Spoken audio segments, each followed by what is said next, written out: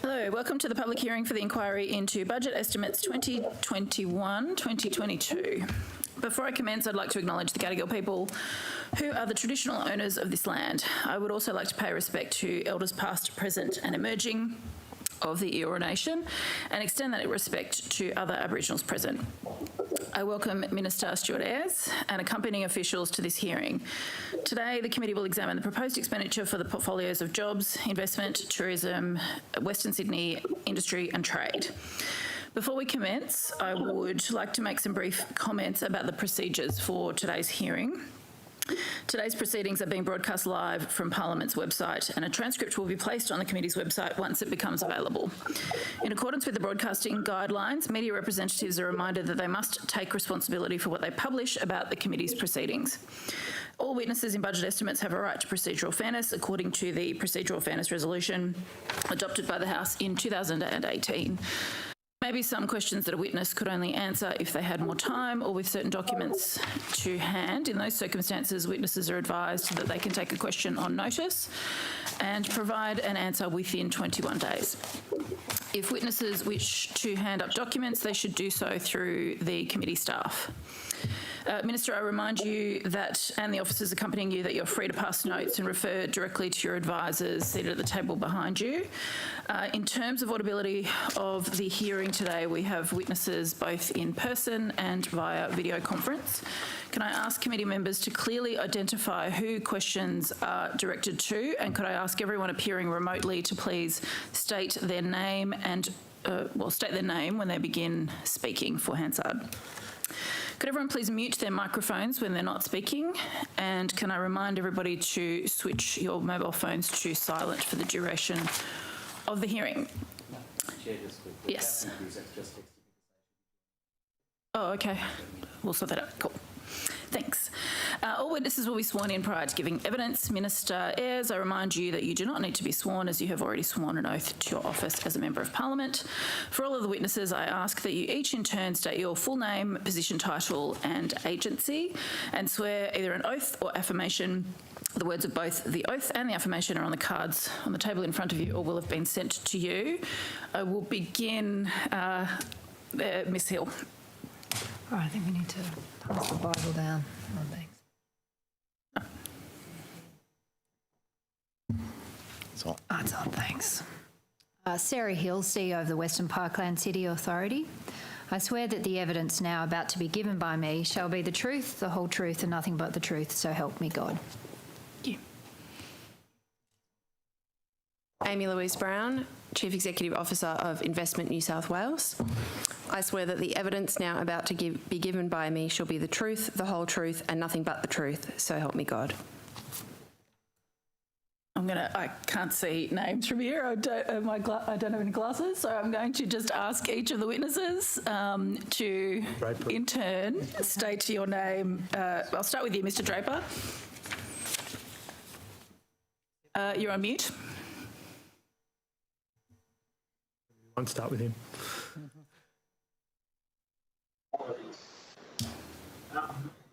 Simon Kevin Draper, Chief Executive of Infrastructure New South Wales. I solemnly, sincerely and truly declare that the evidence about to be given by me. People near him need to be on mute. Sorry, Mr. Draper. We did capture the oath, but the sound is terrible, so I'm not sure if there's an echo or someone else in the room. If you can... I'll ring to one of another device. Yeah, thank you. And in the meantime, Ms. Bell. Hi, I'm Kylie Bell, ED for Trade and International for Investment New South Wales. I swear that the evidence now about to be given by me shall be the truth, the whole truth and nothing but the truth, so help me God. Thank you. Mr. Cox.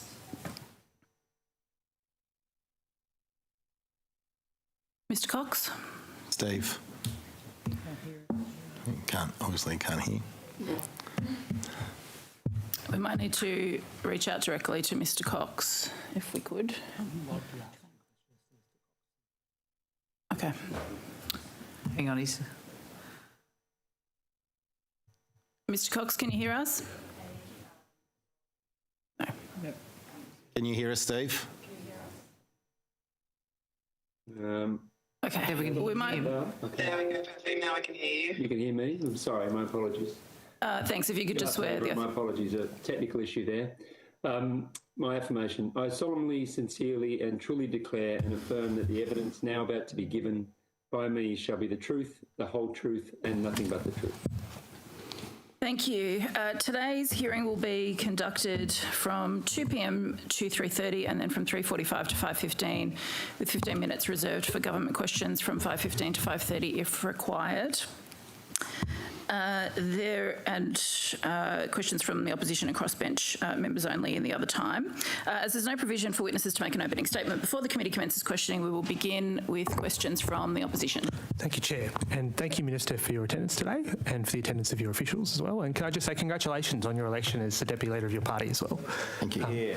Minister, can I ask, are you satisfied with the performance of the Western Sydney Parklands Authority? Yes.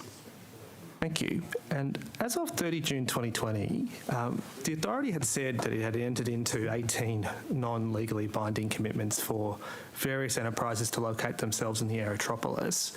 Are any of those 18 now binding? We have entered into some binding activity, but the primary work that's being undertaken by the Western Parkland City Authority at the moment is around master planning work and the first stage delivery of the Aerotropolis core, which we've called Bradford. We've announced... What do you mean by some binding activity? Do you want to talk to some of them? Yeah, so we have a number of agreements, one of which is with the CSIRO, who we are currently preparing and designing a building for to be located within Bradfield City Centre as an example of that. But have they entered into a lease with you? They have not entered into a lease, no. They're building a building for them. We are currently co-designing a building with them, and we are working through an agreement for lease with them at the moment. Okay. Are there any other examples of a binding commitment that you can point to on those 18? With relation to the 18 partners? Yes. Unless you want to speak to specific contracts? No, there's a number that are in negotiation at the moment, and I'm not in a position to discuss them at the moment, but they're in the process. How many new agreements of a non-binding nature have we entered into since 30 June 2020? Beyond the 18? Yes. You can. A further 10.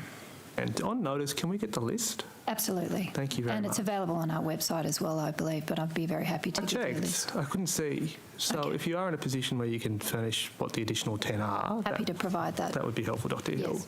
Can I ask, of those additional 10, how many of them are Western Sydney businesses? There are numbers, so Quick Step would be one. Romar Engineering is another example to mind, but I'm happy to check on that, and when we provide the list, we can give that information too. I appreciate that, Dr Hill, as well. Can I ask, as part of its responsibilities under the city deal, the authority is required to produce a Western Sydney economic blueprint, that's correct? That's correct. Well, that is something we are preparing. It is one of our documents, that's right. Equally, Minister, I'm directing these questions to you, but unless you object, I'm just going to continue the conversation. That's fine. But I am as well. And according to the progress report that I think, some authority, I think it's the Commonwealth Authority, has produced, that blueprint is due this year, is it not? That's correct. When it's being released? We are attempting to deliver it this year. I think we'll meet that objective.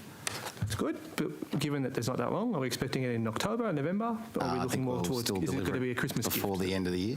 Yep. Before the end of the year. Okay. Thank you. You made the point, Minister, that the principal responsibility of the authority is to master plan the Bradfield City, that's correct? It's one of the, in its act, it has master planning powers, and at the moment our key focus is around the Aerotropolis core, which we've called Bradfield City, subject to geographical naming rights arrangements or discussion at the moment. But yeah, that is the primary focus of what the Parkland City Authority is doing at this particular point in time. Great. And that land that we're currently master planning, as you've described it, is the Bradfield City Centre? Is that what we're talking about? Yes. And that is the land that is currently owned by the Commonwealth? No, we've transacted on that land. When did it transfer? Do you know the date? 6th of September. Recently? Yes. Okay, great. Is that land contaminated? Our contamination analysis, which we've undertaken recently, shows that there is a very low risk of contamination. We cannot remove any risk of contamination until we've done more thorough analysis, but it's by any assessment we've undertaken a low risk. Great. What's it got on it? What's it contaminated with? There are, I have to take that on notice, there is a detailed analysis of this and I'd have to take the full details on notice, but the risk is very low. Okay. When you say the risk is very low, is that a result of the risk analysis that you just referred to? It's a result of testing that's been undertaken by environmental specialists. Are we having to remediate the site? A minor level of remediation has been anticipated. What's the cost of it? I'd have to take that on notice, but it is a modest amount of money and it's been factored into our calculations. Sure. What do you describe as modest? Current estimates are less than $10 million, but that is subject to further testing and analysis once we're able to fully start proper works on site. Did we pursue the option of the Commonwealth paying that $10 million to remediate? Yes, we did. Did the Commonwealth refuse to pay? We have negotiated with them a shared approach to remediating the site, and that has been factored into the cost of the land. So how much of the 10 are we paying? How much are they paying? I'd have to take that on notice. Okay. Wasn't that site meant to be transferred earlier than September 6? I don't think there was a fixed date. We obviously undertook a negotiation with the Commonwealth around the transaction of that date, of that parcel of land, and when that transaction was completed, it was completed. I would have required sign off Minister, the deal was signed in March 2018. It's taken 3 years to transfer the land. Is that accurate? Well, self-evidently. Okay. You, I think, attended a press conference with the former Premier circa 15 June this year in which you said construction of the newest, well, to be fair, you didn't say, but it was reported, construction on the newest city centre will begin before the end of the year. Are we beginning construction on Bradford at the end of the year? Yes. What's going to happen? For the early works program? Yeah, so we're starting holding works this year, so we'll be starting to secure the site. We are certainly working with Metro, who will be starting on site this year, and we're negotiating appropriate processes there, but holding works will be starting this year, absolutely, and with further works occurring next year. Are you intending to acquire properties along Badgerys Creek Road? We have certainly written to our neighbours to inform them of our proposed approach for our first building on the site, but we certainly are not a land acquisition authority. We have our site, we have plans for our site. We're happy to discuss with our neighbours. How many properties are you acquiring around Badgerys Creek Road? We are not acquiring any properties around Badgerys. How much are you requesting other agencies to issue their acquisition powers to acquire? We haven't requested anyone to acquire anything. Are you intending to, along the residents of Badgerys Creek Road, initiate We have no intention to, but we do notice that the precinct plans have identified a number of sites for open space, stormwater management, and that would be dealt with appropriately. Sorry, Minister, when that question was asked previously, you nodded and said, yes, there is an intention to acquire. I was nodding to let Sarah answer the question. Let me just put this proposition directly. Yeah. Are you intending to acquire dozens of properties along Badgerys Creek Road? And to be specific, the eastern side of Badgerys Creek Road, starting at the northern road to the south, up to the entrance to 215 Badgerys Creek Road?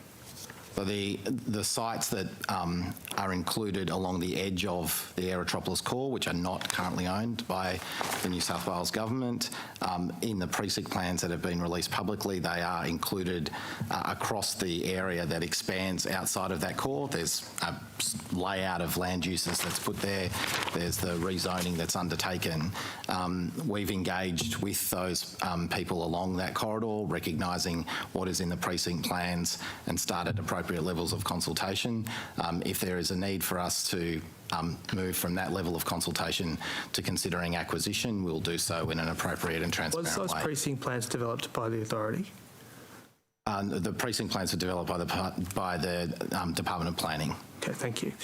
Can I ask, what is the current FTE at the authority? 95.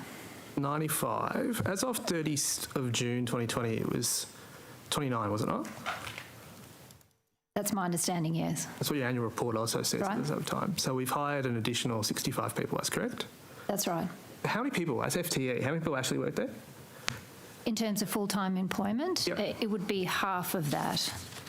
So in the order of 50, but I can give you the Sorry, how can you be of FTE half of 95? Sorry? In terms of headcount. Headcount. What's the headcount? So the headcount, the full-time equivalent is 95 people. Yes, but how many people make up that 95 FTE? I don't have that information in terms of but I'm happy to take that on notice. Minister, on the 13th of September last year, you announced the departure of Sam Sangster as CEO of the authority. Do you recall that? Yes. Why did he leave? We appointed Sarah as the CEO. That's true, you did. But when you announced the appointment of Dr Hill, you also said in your press release that Mr Sangster would be staying on. He did stay on for a period of time. 3 months, to be fair. Yes. Was he terminated?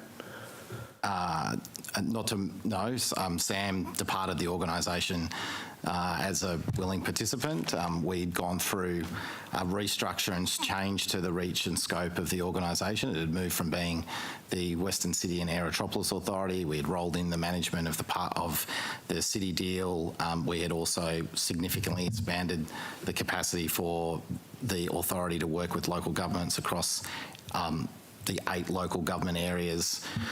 We wanted to shape the leadership and organisation of the authority to be able to deliver on that expanded remit. Sarah was brought in to be the CEO for the organisation at that particular point in time. Sam continued in his role, and then after that period of time, Sam made the decision to exit the organisation. So let's just unpack that. On the press release that you announced, in which you announced the appointment or the change of leadership, you said Mr Sangster will continue to lead the vital work on the delivery of the Aerotropolis, including the critical task of attracting international investment. Mr Sangster has been instrumental in advancing the implementation of the New South Wales Government's vision for the Aerotropolis. You recall saying that? Not specifically, but I assume you're reading that from a press release. So. Yes, I am. So you accept it as given that I'm... Yeah, he's a good guy. Indeed. And but thereafter, on the 13th of September, you announced his departure, which accords to the timeline, correct? Yeah. And you say that this was effectively a result of a redundancy, or a restructure? Is that the way you put it? Was it in short terms? Well, I think Sam exited the organisation. Willingly, yes, I think is the term you used. Yeah. Was he terminated under Section 38 of the Government Sector Employment Act? I'd have to take that on notice. I can't recall. Well, can I put it to you, and Dr Hill might be able to help here, was he terminated under Section 38 of the Government Sector Employment Act? I will have to take that on notice. I don't remember the exact details. That's fine, but I'm asking Dr Hill as well, if you permit her to provide a potential response to Minister, because that would have triggered a payment to him circa $400,000. So I'm interested in, did he receive a payment under the Government Sector Employment Act? So that I will take that on notice.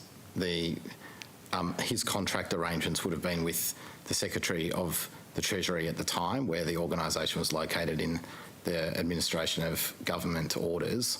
But without being able to recall that, I don't want to provide information that's inaccurate to the committee. Did you sanction the change in leadership?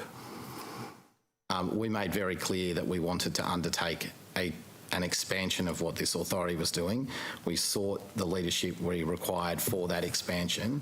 We also wanted, at the time, for Sam to continue in his role. He had been an important role, he had played an important leadership role in the establishment of the Western City and Aerotropolis Authority. He had done a lot of very good work around investment attraction. Indeed, but that's not the question. The question is, did you sanction the change of leadership? Yes. So, therefore, when you sanctioned the change of leadership, were you told whether or not he was being terminated under Section 38? I think I've already made it clear. The intention was to have Sam stay. No, that's not the question. The question is, were you told that he was being terminated under entitled to a Section 38 payment? I will have to take that on notice. Fair enough. Was that the initiation of the board of the Aerotropolis, or was that your initiation to change the leadership? The leadership structure was determined by me, yes. So you decided to change the leadership? I did that in consultation with the board, but it was in line with the renaming of the authority. It was in line with the expansion of the role of the authority. It had been done in consultation with the local governments that were forming part of the city deal. Okay. There was a strong definitely a concern amongst those councils that there could be an overt focus on just the Aerotropolis to the expense of other areas across the Western Parkland city. So I responded to some of those concerns with the way we had restructured the organisation for it to do more things, and my view was we needed to reorganise the authority to deliver on those. That also meant a change of senior leadership, so the person who was the CEO of the organisation. And at the time, I wanted Sam to continue doing his work around the delivery of the core of the Aerotropolis. I appreciate that. Minister, what process was used to select Dr Hill as the authority's new CEO? I think we undertook a recruitment process in line with Treasury guidelines, but I can go back and check that and take Dr some Hill, of that do you on know notice. what process was utilised to obtain your services? I think this is a matter probably best answered by the Secretary for Treasury, but consistent with the government sector employee guidelines, I was transferred to Treasury on the basis of my existing grade and role. Was there a public, as in, look, to cut to the chase, did you headhunt Dr Hill, Minister, or did the authority? Oh, I think the work that Dr Hill had done through the Greater Sydney Commission was, I thought, quite impressive. I thought the direction we wanted to take this organisation, her skills would be incredibly well used here.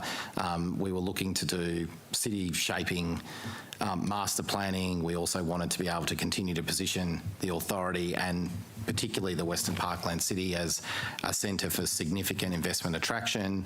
There was going to be an ever-increasing need for the coordination of government services. Minister, there was no other applicant for the job, just to be clear.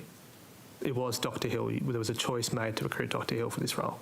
Yes. Fair enough. Did you check into Dr Hill's performance at the Greater Sydney Commission? Yes. Do you have confidence in Dr Hill? Yes. Thank you. Dr Hill, has anybody in the authority ever accused you of bullying and harassment? Bullying and harassment, no. Just to be clear, again, no one in the authority has accused you of bullying and harassment? Not to my knowledge, no. Okay. Has anyone at the authority or the commission ever accused you of using abusive, insulting or offensive language or comments? Firstly, may I say I take such matters very seriously, and as my conduct has shown to date, I certainly abide by the public sector values of integrity, trust, service and accountability, and I believe my activities to date have proven that. But that is a matter that I don't think is appropriate to discuss at this stage, and I'm happy to take that on notice. Okay, well, I accept that if you wish to take it on notice, you can, but I'm asking you directly. Has anyone at the Commission or the authority ever accused you of using abusive, insultive or offensive language or comments towards them? That is a matter I think is best directed to the Secretary of DPC. Okay. Has anyone ever said that your behaviour has led them to cry every week? To my knowledge, absolutely not. Has anyone ever said to you that your behaviour has made them reliant on antidepressants or other medications? Absolutely not. Has anyone ever said to you that your behaviour led them to suffering from post-traumatic stress disorder? Absolutely not. Point of order. Point of order. Yes, Ms Cusack. I think that the witness has already explained multiple times that these questions are best directed to the Secretary, and I would add to that that I am personally finding the entire line of questioning offensive. Well, the questions are in order, so the point of order is not upheld. Thank you. Minister, has anybody connected to the authority or the Commission ever complained to you or your office about Dr Hill? Not to my knowledge. Thank you. Dr Hill, did multiple staff members resign earlier this year as a result of your behaviour? That's not a matter that I can talk to. That is a matter that they would have to explain. Well, I'm just putting it to you, to be fair to you, to be fair as well. Did multiple staff members resign earlier this year as a result of your behaviour? Not to my knowledge. Did these resignations prompt the authority to appoint a probity firm known as Intrigue to investigate you? As I said, that's a matter for the Secretary of DPC. No, because I'm asking you, did the authority Commission. I will take a point of order here, Madam Chair. It's about the procedural fairness resolution that was passed. I understand that the member has questions that he wants to ask, but I do think we're now beginning to treat the witness with less respect than I think she should be shown, and I just would ask that you perhaps pull him back just a touch. I would just happy to treat with respect. But I would just make the point, it's not for witnesses to refer questions to other people in other hearings. And if the witness isn't capable of answering the question, they're entitled to take on notice or to decline to answer the question, but they can't just respond by referring it to another person. Indeed. So I'm happy to rule on this. So the procedural fairness motion requires a question followed by an answer. So I understand the rapid fire point that you're making, but my apologies. That wasn't the point, Madam Chair. It was about treating witnesses with respect. Absolutely, which is why I'm saying question followed by answer. So you're entitled to answer the question, but you're not entitled to refer it. You can take it on notice, but you can't refer it to somebody else. You can answer it as you see fit. Chair, I'm so sorry, Madam Chair, but I just want to speak to that because... Well, no, I've already ruled on that. Have you got another point of order? Another point of order is the member keeps stating that the witness is not answering the question, and she clearly isn't. No, he hasn't said that. Sorry. So I don't apologise. He actually hasn't said that. Mr. Mookie. Can I just say, Madam Chair, that this does need to be dealt with in a civilised way, and we are in your hands to ensure that proceeds that way. We are in your hand, and I urge you to consider that. Thank you. That also applies to committee members. I've ruled on the point of order. I think this is being conducted in a civilised way. If it turns out that that's not going to continue to be the case, then we'll cross that bridge. Mr. Mookie has the call. Mr. Latham. Thanks, Chair, Minister and the various officials here today. Minister, if I can just take you back to the 2017-18 city deal between the state government and the Commonwealth. How was that arrived at? There was a lengthy engagement between the Commonwealth and local governments. We had a number of discussions with both political or elected representatives inside the government. There was also extensive negotiation between senior public servants around the formulation of the city deal. The original policy setting was, I think, an election commitment of the Commonwealth government at the time. They had announced that they would establish city deals in Townsville, Launceston and Western Sydney. I think they've extended that beyond that to other locations. Townsville and Launceston were what you might describe as single council deals, where the tripartite arrangement was between one council, the state government and the Commonwealth government. Western Sydney was a substantial departure from that policy setting. It was obviously more complex because we were reaching a city deal that engaged 8 local governments, as well as the state government and the Commonwealth government. We had formulated a series of things that all 3 tiers of government would agree to do or pursue. That was documented. All of the 8 councils signed on to the city deal along with the state and the Commonwealth government, and there was a public announcement of, and I think a formal signing of the agreement at Western Sydney University. And when you say we, at minister to minister level, who was involved for the state and also the Commonwealth? So I was the minister involved primarily in the New South Wales government, although we did, through the course of the engagement with the city deal, engage with a number of other portfolio ministers through the course of our discussions, as you would sort of consider normal, given there were interactions that covered across a number of portfolio areas. And at the time, I can't remember whether there was actual change during the negotiation phase, but Minister Fletcher, Paul Fletcher, and Minister Taylor, Angus Taylor, were both significant contributors to that.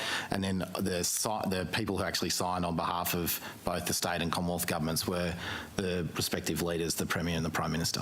So for practical purposes, you were the lead New South Wales Minister for putting the deal together? Yeah, I think you could say that. Yeah. Right. And what were the various options on the table for linking the new Badgerys Creek Airport site by rail? Well, the City Deal didn't specify a specific rail corridor. What the City Deal committed to was the state and the Commonwealth Government undertaking a rail options study and then also making a commitment to link the Western Sydney Airport to the existing rail network in Sydney. And so that was one of the signature commitments of the City Deal, that both the state and the Commonwealth Government would connect the airport to the existing rail network. The City Deal itself didn't determine the route. The route was determined after a rail needs or rail assessment study. I think from memory there are about 6 different route alignments that were looked at. Right, so as that scoping study unfolded and recommended, you were still the lead New South Wales Minister for making a decision about a rail link? No, the rail project is a transport project, so the work to undertake the assessment around rail access is conducted by the Department of Transport. Right, and what was your involvement? I didn't play any role in the presentation of that. It was consulted on publicly outside of encouraging citizens across Western Sydney to make submissions and be part of that. My role was just engaging with Transport for briefings. And when the government arrived at the Badgerys Creek to St Mary's Metro, you supported that decision? Yes, I was a strong advocate of a north-south connection. My strong view was this was a very unique opportunity in time. Not only had we seen a substantial decision by the Commonwealth Government that brought with it substantial investment in the new airport. That airport needed to be more than an airport in a paddock. It needed to be integrated and connected to the existing city. This presented a wonderfully unique opportunity to really start to shape outer Western Sydney. That in itself is really the genesis for the City Deal. And so that brings the 8 councils together with us, which are substantively beyond the M7, whilst there are some elements of Liverpool and Fairfield that are sort of inside that M7 corridor. We really are talking about the sort of outer arc of Western Sydney. And I was a strong proponent on making sure that there was a connection that would allow us to connect the northwest of Sydney to the southwest of Sydney via the airport, and the opportunities for us to do that really were being presented through the catalytic nature of the airport. And when you say you were a strong advocate, that was publicly and also in terms of internal government decision making? Yeah, I think I can't remember exactly whether they were letters or numbers in sort of options arrangements, but my sort of strong view all the way through that, both the public consultation and my engagements with people locally, was that the connections between Glenfield and St Mary's were the 2 logical points for connection, with Aerotropolis being in the middle the Aerotropolis and the airport, they're so closely located. So that corridor between St Mary's and around to Glenfield for me, is just the logical sort of first stages of that rail line. But in terms of expenditure, the $11 billion was allocated as top priority for Badgerys Creek to St Mary's, wasn't it? There's no money allocated for Badgerys Creek to Glenfield? That's correct. The co-funding agreement between the state and the Commonwealth is about $11 billion, and it links the rail line from St Mary's to the airport and then to the Aerotropolis core to Bradford. The announcement that we have, or what we're working towards at the moment, is a rail line that meets that. So that does mean there's a gap, if you wanted to call it that, from Bradfield through to at least where the Leppington rail line is, but really we're talking about a connection through to Glenfield. So there is a gap between the Aerotropolis and the Leppington or the southwest rail line. Right, we've heard a fair bit recently about benefit cost ratio. What was it for this Badgerys Creek to St Mary's Metro? I don't recall what the BCR, I'd have to take that on notice. Are you familiar with the Infrastructure Australia report that came out earlier this year saying that the benefit cost ratio was 0.75? I'm not familiar with that in detail, no. But you accept that report, issued shortly after our March budget estimates, has a benefit cost ratio in state and federal documentation of 0.75. I'll take your word for it. I don't need to. Why argue were that you point. strongly advocating for a project where for every dollar of public expenditure, there's only 75 cents of any public benefit? Because it'll completely reshape every decision that's made in Western Sydney for the next 100 years. It'll set forward a transport corridor that will not just link between St Mary's and the airport, and from the airport through to Bradfield and through Glenfield. It sets a corridor alignment that allows St Mary's to be connected to the North West Rail Line, which would create much greater connectivity between the northwest and the Greater Penrith area, and it clearly sets forth a corridor that links the area of south of the airport down to the South West Rail Line at Macarthur. It provides the steel spine, the transport corridor that allows people who live in the Western Parkland City, those 8 councils, to really move around those 8 councils, and it doesn't continue 150 years of transport planning that distributes people who live in Western Sydney to where economic activity is located in the east. If you repeat that, you'll largely just be exporting jobs from Western Sydney and pushing people back into Sydney, into Sydney CBD. What we needed to do was allow Western Sydney to grow its own economic opportunity and create more jobs in Western Sydney so people could live closer to home, and this rail line will do that. If what you're saying is true, though, why isn't it reflected in a benefit cost ratio of 1 or more? Why is this 0.75, which indicates it's a very poor investment in terms of public benefit? Well, I don't actually, well, 2 points. One, I don't know the basis in which that 0.75 is determined by Infrastructure Australia, and I don't think that's it's determined by Sydney Metro. It's reported by Infrastructure Australia. It's 0.75. But either way, making a decision about an infrastructure project purely based on a benefit cost ratio is just an extremely narrow form of decision making.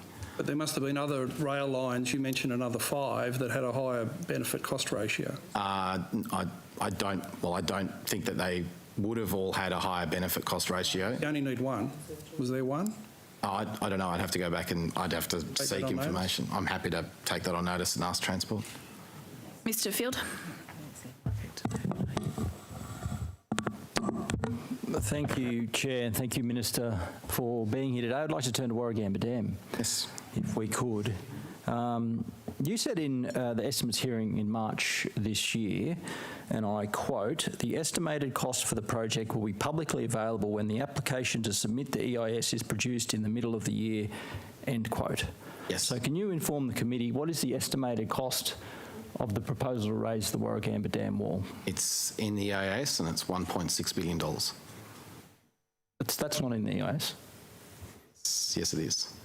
No, I'm reading all of the sections that relate to the cost of the dam here, Minister, and the only mention of costs is, and I'm reading it directly from the EIS, the preferred construction method of mass concrete buttressing was estimated in 2015 to cost $692 million for a 14-metre raising and $865 million for a 20-metre raising. And it goes on to say, any costs identified as a result of the environmental impact assessment and planning approvals will be factored into the final business case. Can you tell me what page of the EIS that $1.6 billion is? I'll ask Simon Draper if he's got a specific reference point, but we have, as part of our submission to the Department of Planning, we're required to submit those costings, and we've done that. Well, Mr Draper, if you know offhand, that would be useful. Yes, it's page 4-49. 4-49. If I've got that wrong, I'm sorry, it is 8,500 pages. So. Thank you. So it's $1.6 billion. Does that factor in biodiversity offset costs? No. Why not? Because those biodiversity costs haven't been determined. the environmental impact, we'll go to something else that you said in another answer to question, and a quote again, because the public deserves to know what the indicative price is when we have completed all our work. A crucial part of that is an assessment of what the environmental impacts will be. Until you have a clear understanding of what they are, you are not able to complete a business case.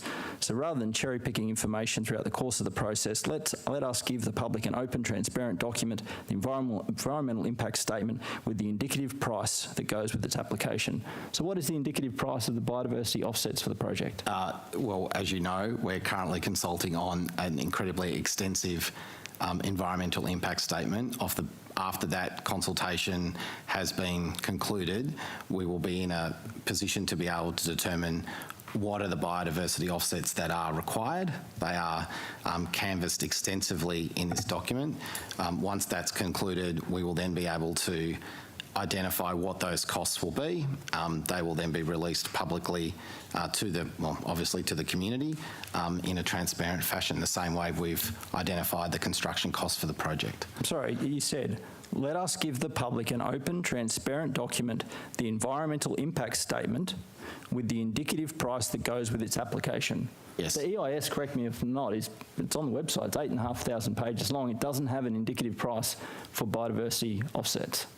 That's because the biodiversity offsets could only be counted after you've completed the EIS and you've consulted on it. What's in and what's out? You have proposed, well, I agree, and I pick up on the interjection of Ms. Sharp. The EIS proposes a very specific consideration for what environmental biodiversity impacts will be are being proposed to be addressed in the EIS and considered by the project and offset. It's the 1 in 20 year flood impact level, essentially. That's explicit. So what's the cost of that bit? So I think it's important to recognise that the EIS is there as a document to consult on with the public.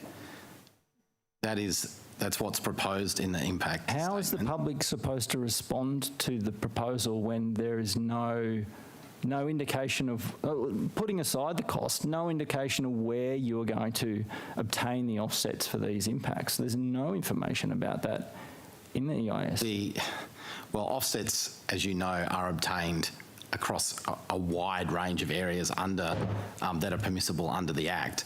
What the EIS has to do is demonstrate to the public where the environmental impact will be. Once the community has had an opportunity to respond to that, we will then determine off the back of that what biodiversity offsets are required. There will be, I've got no doubt, there will be some people that will say there should be more areas that are counted as part of biodiversity offsets. Others will say there should be less. Some people will say 1 in 20 is too high. Some people will say 1 in 20 is too low. The CSIRO has undertaken studies around the impact of water based on the length of time that it has, the impact of water on various ecological or it's undertaken ecological studies on water impacts on particular types of flora, and it'll be able to present all of that. These were your comments in March where you said that indicative price would be on the EIS. Well, it's not in the EIS though. But the construction cost is presented in the EIS. But that's not what you were talking about here. You were talking about the environmental assessment, the environmental impact cost. I think there's extensive environmental assessment in the EIS. It's not in there. I take that as given. You've just said it's not in there. Sorry, but Mr. Well, then the next point is, what's the status of the business case, the draft, the business case that's being developed for the project? Well, the status of the business case has taken it to the point where we can put an indicative price in the EIS that's presented to the public. I've told you what that is. What you will do now is, after the consultation has taken place on the EIS, if there has to be any adjustments based on the response, and that will be, the Department of Planning will do that. So the opportunity for the public here is to make comment on what we've presented.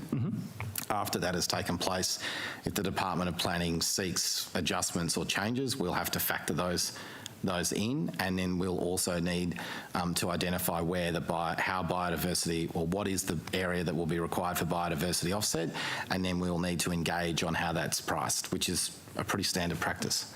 Fair enough.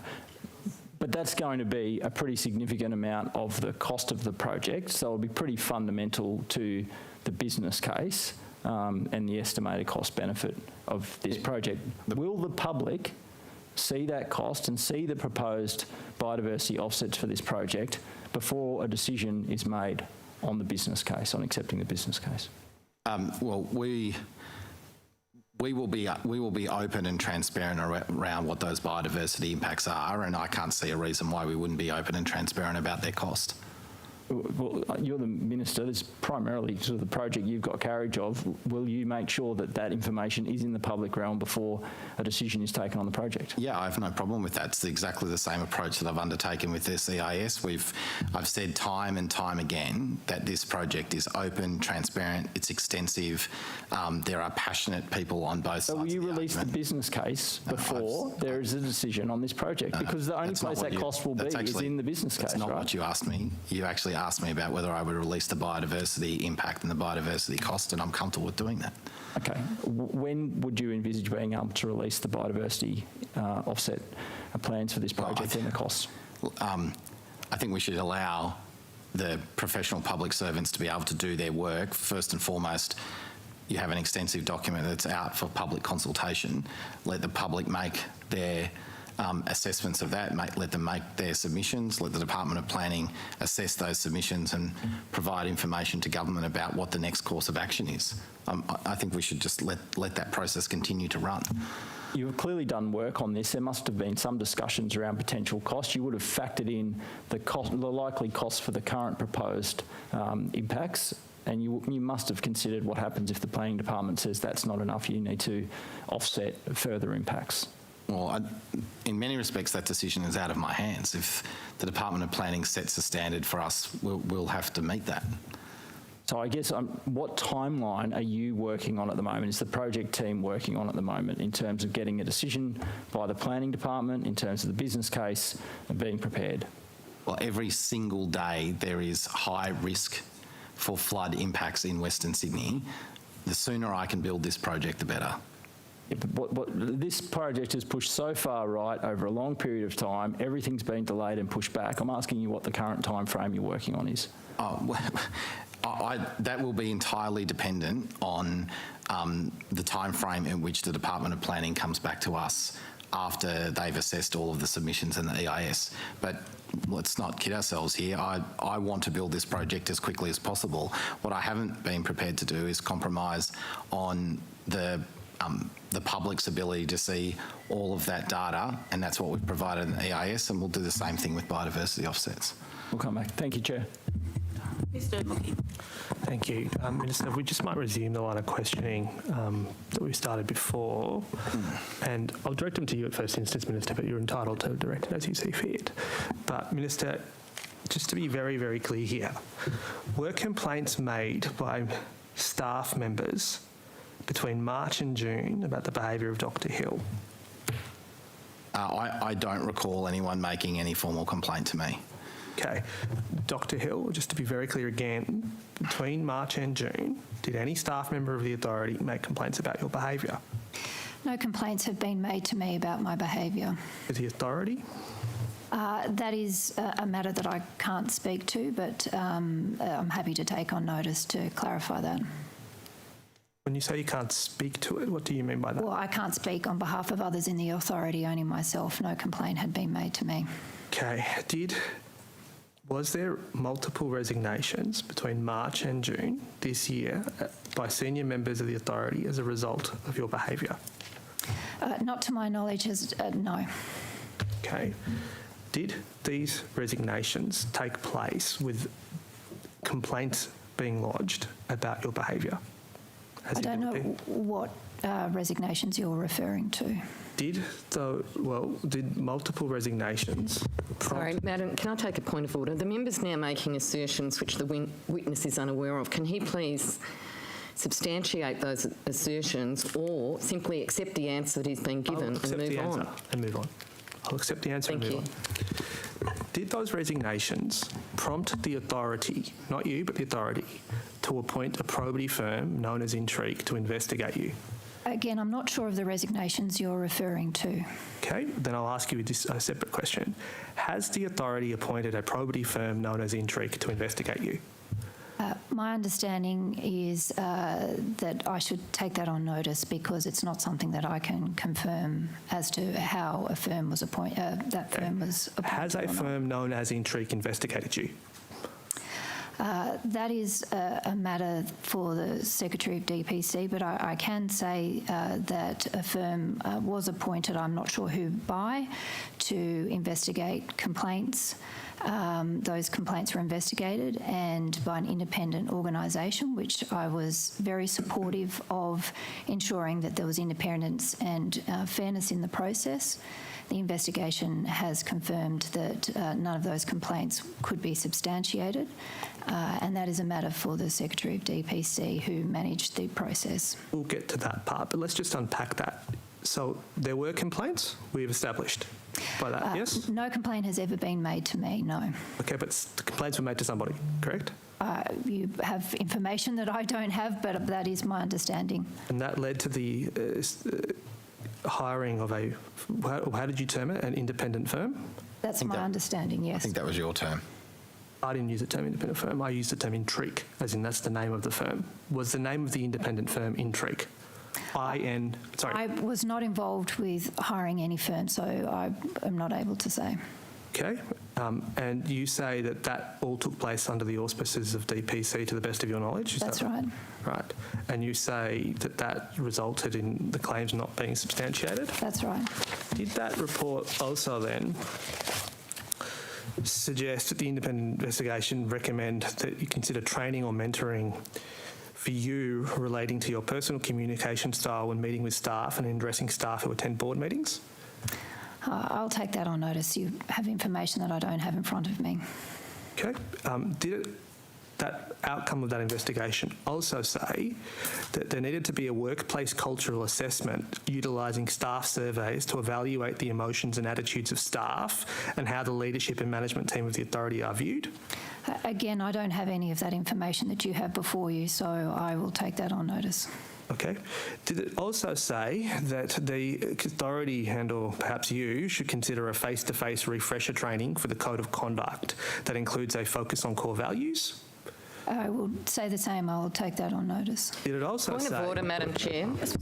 The member's now basically using the privilege of this committee to read confidential information onto the record, having been told repeatedly that the witness cannot respond to those statements he's making. So he is literally abusing the privilege of this committee. And I would ask him to change tack and to accept the evidence of the witness that she is not able to answer those questions. And I also would caution the member that these are confidential human resources inquiries, and that using privilege in this way is something that risks bringing our committee into disrepute. So please take care in what you are doing. Just to the point of order, Chair, I've only got one more of this, and to be fair, I'm putting separate propositions to which the witness is taking it on notice, for which I'm not then pressing. Yes, I think it's appropriate. I think it's in order. Well, I don't think. It is in order. The questions are in order. I note your comments. The witness is answering in a way that she chooses. She's taking the questions on notice and she is entitled to do that, but the questions are in order. Thank you. The final one I wish to put to you, Dr. Hill, was did the outcome of that investigation that you just referred to also suggest that the authority consider introducing a whistleblower hotline for people to make anonymous complaints?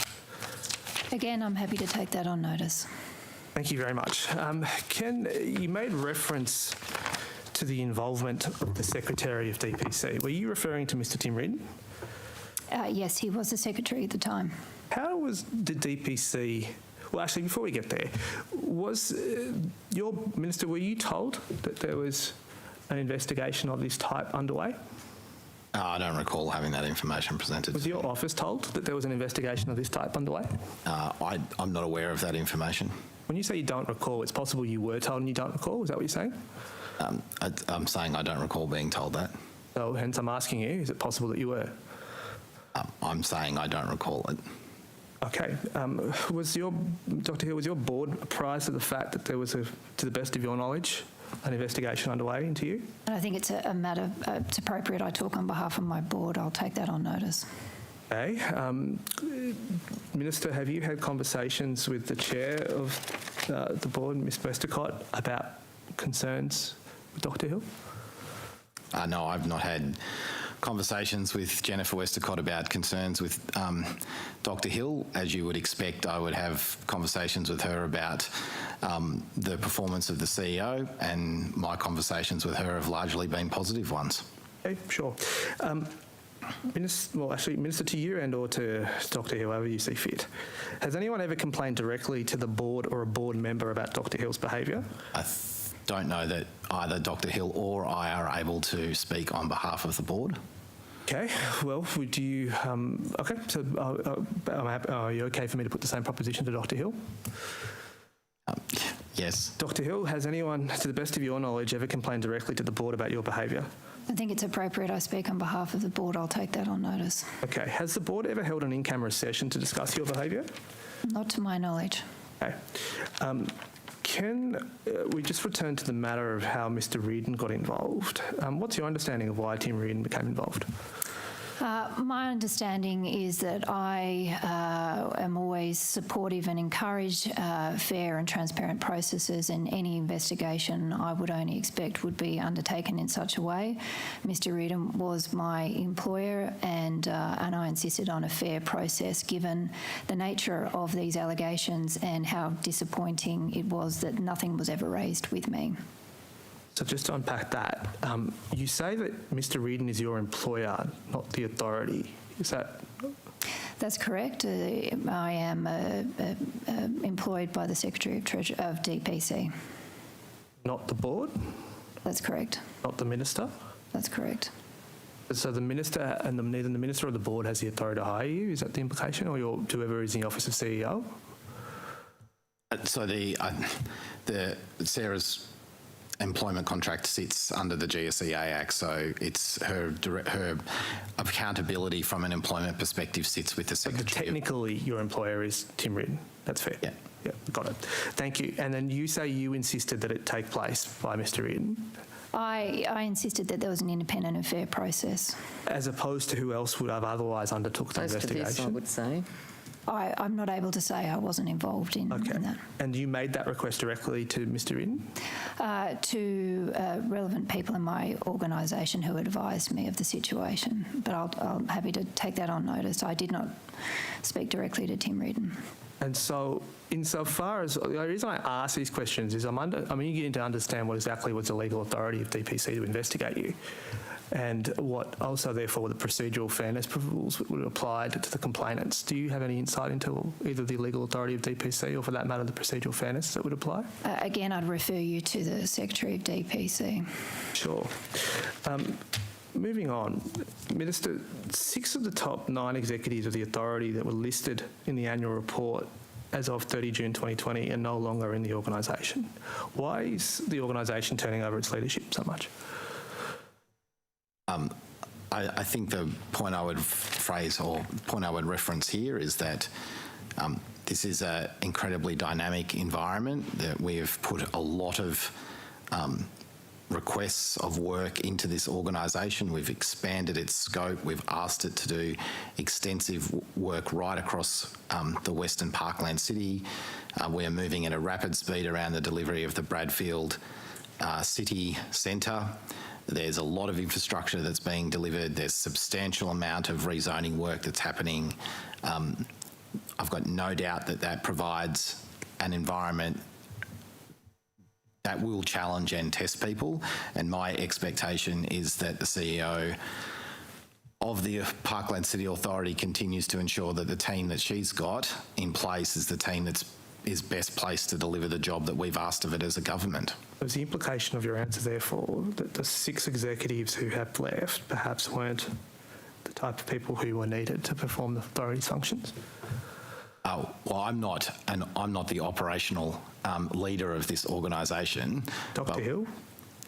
Sorry, I just want to answer the question. I'm not the operational leader of the organisation, so it's not appropriate for me to determine whether people at a subordinate level to the CEO are appropriate for the roles. What is clear to me is that I set direction and objectives of the authority, and I ask Dr. Hill as the CEO to deliver on those.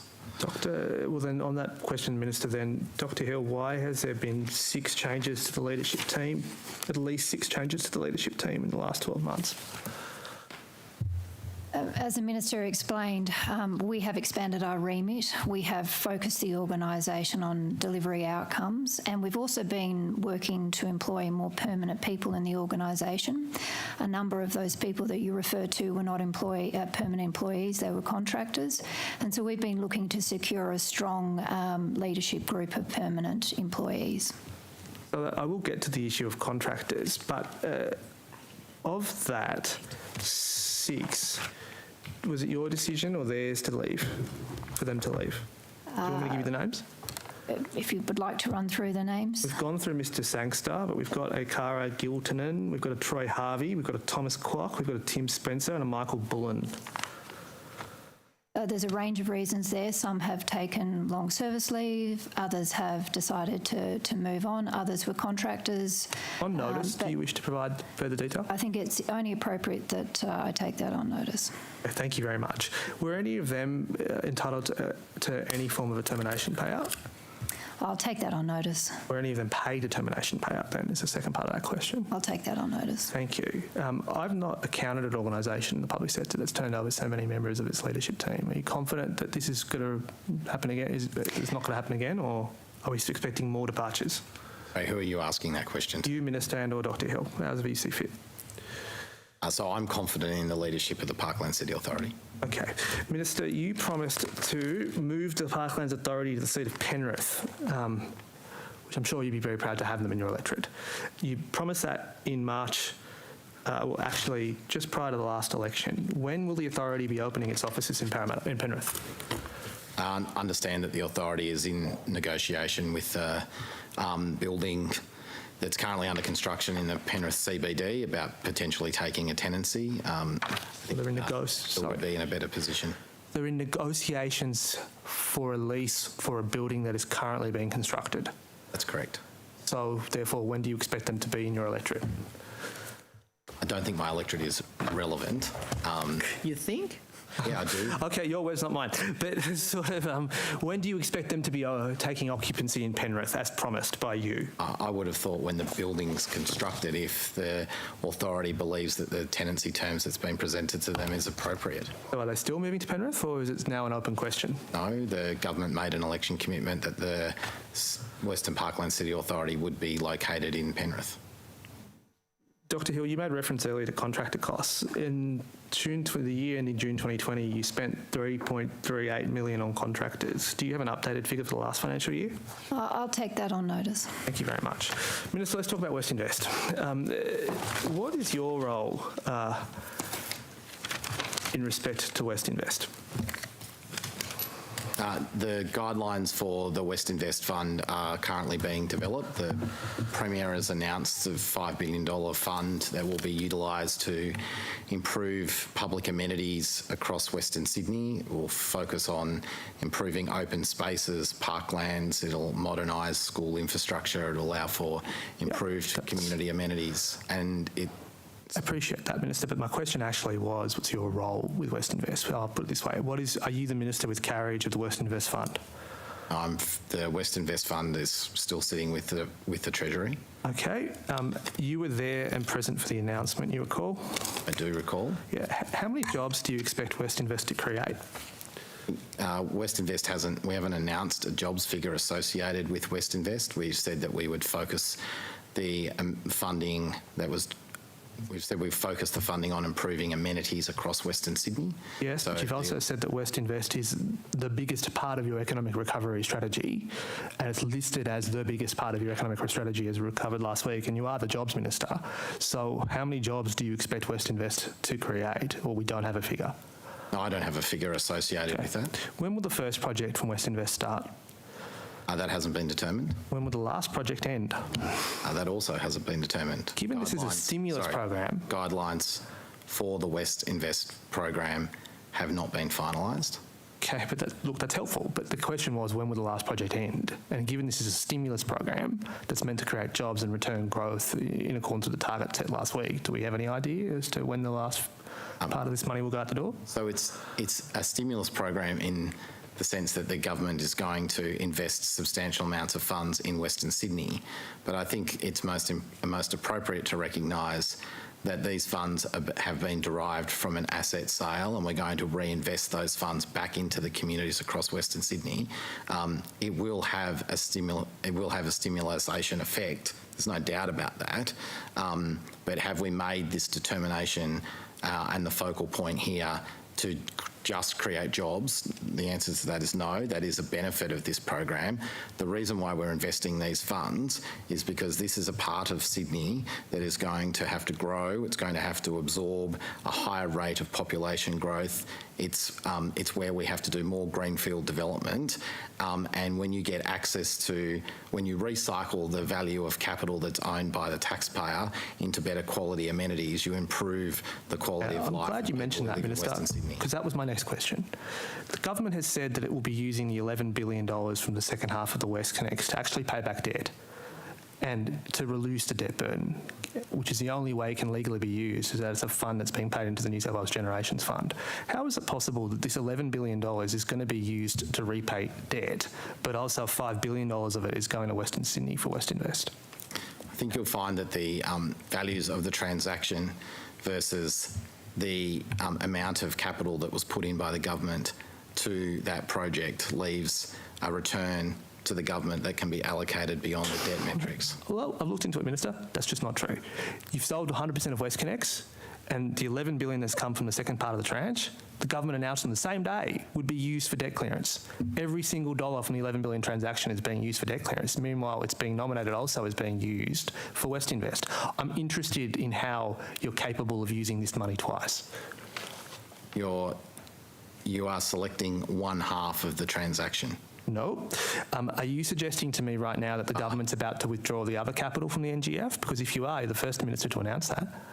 No, I'm not suggesting that. I'm saying you are selecting one half of the transaction. No, I'm not. Well, let's talk about the first half. The $7 billion that was left over from the sale of the first half was deposited into the NGF and invested.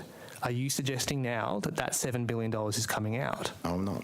So I ask you again, how are you intending to use this money twice? We're not intending to use the money twice. So then where is the money for Westinvest actually coming from? Do you know? I will take on notice. I will take that question on notice. I suggest you do. Are you going further into debt to fund this?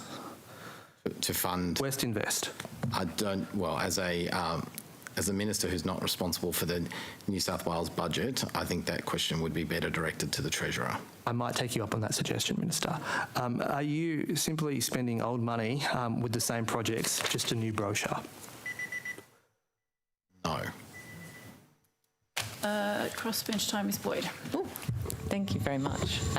And good afternoon. Minister, I would love to also ask you about Westinvest, but I won't because I don't have much time. I did want to talk to you about the supercar event in Newcastle. Yes. So I understand that in the last 3 years there's been quite a few concerns raised by the community in relation to safety. In the first year that the event was run, a flying tyre hit 2 spectators who were taken to hospital. There were people leaning out over the track to take selfies. The second year there was car debris flying over fences. And the third year fans gained access to the track during racing. In a letter to residents, the Parliamentary Secretary for Regional Tourism stated that the Newcastle 500 is required to meet safety criteria specified by Motorsport Australia. But Motorsport Australia's track operators safety guide requires fences to be at least 6 metres away from the track edge.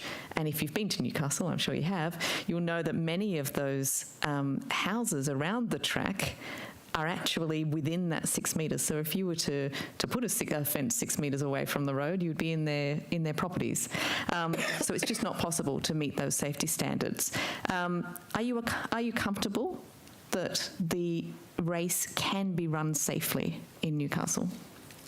I'm aware that there has been a number of those incidents that you've referred to. I think there is an obligation on behalf of the event proponent to meet the safety guidelines or safety requirements that are put in place.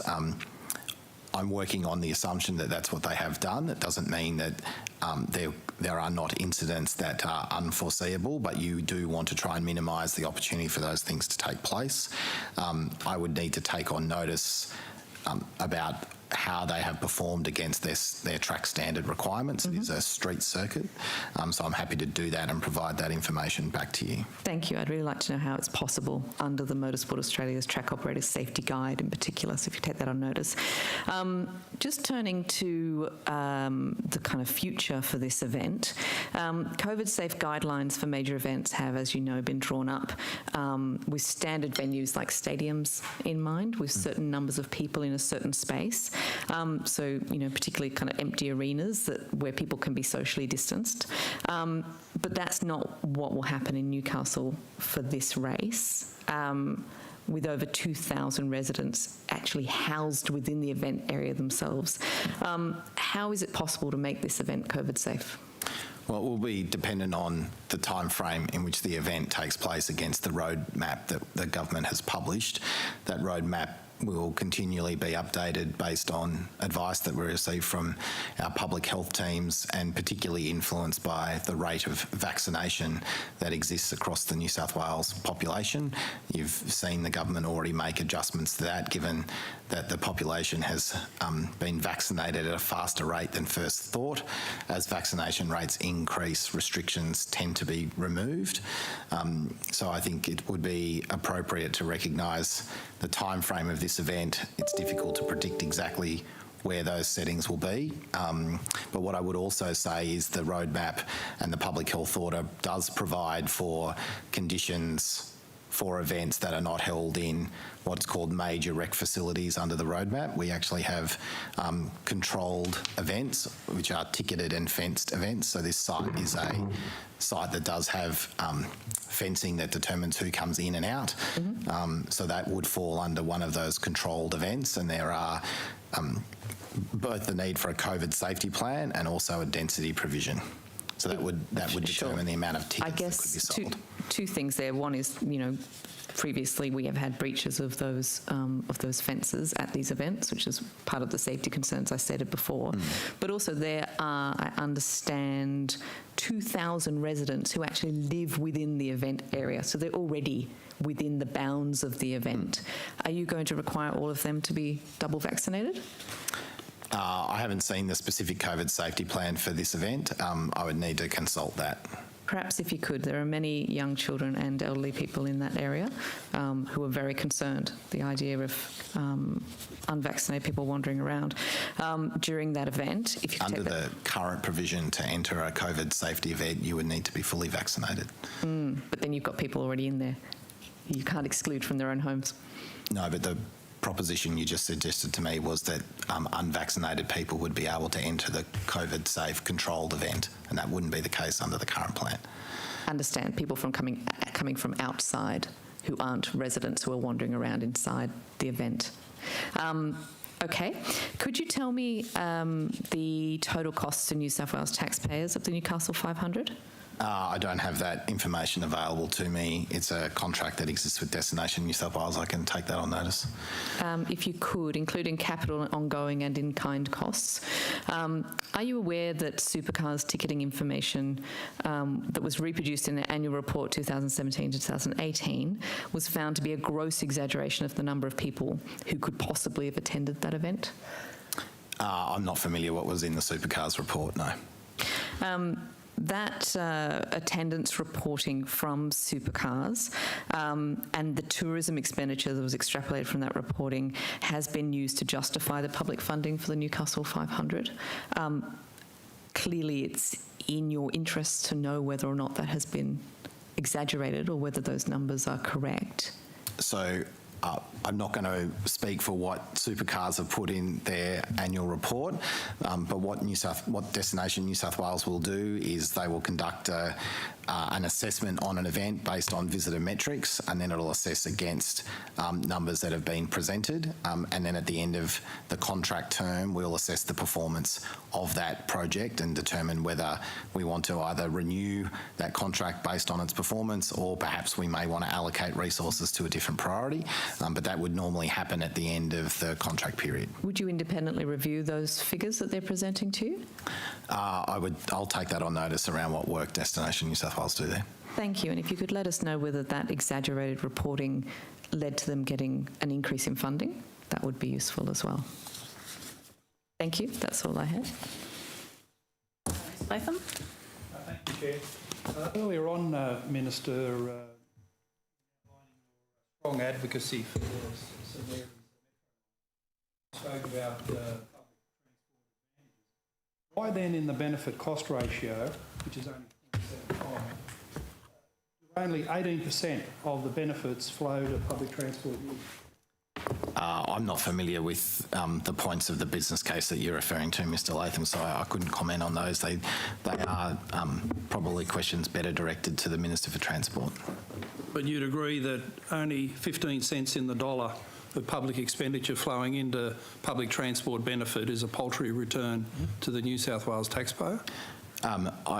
No, I wouldn't agree with that in relation to this project, because I think this project, not only does it have the near-term requirements of transporting people to a new airport, it will also have a substantial impact in the way we shape and design and public policy is made in relation to outer Western Sydney. It will have no doubt an intergenerational impact on the way future transport is funded, and particularly the extension and links that are associated to this line. It does, I think, move the weighting towards projects that will see extensions of this line, whether that be the extension from the Bradford City around to the Leppington-Glenfield line, whether that's the line that extends from Bradfield down to Macarthur, or whether that's the line that extends from St Mary's around to the North West Rail Link at Tullawong. Once you've made that decision to go north-south, you are starting to reshape both public transport thinking, land use planning, and that has had a profound impact in the way many government agencies have thought about Western Sydney. Had we taken a decision to take potentially the shortest route, just to provide a connection to the airport, we literally would have been utilising the airport as a landing location in Western Sydney, and then distributing people in from that airport directly back to the east.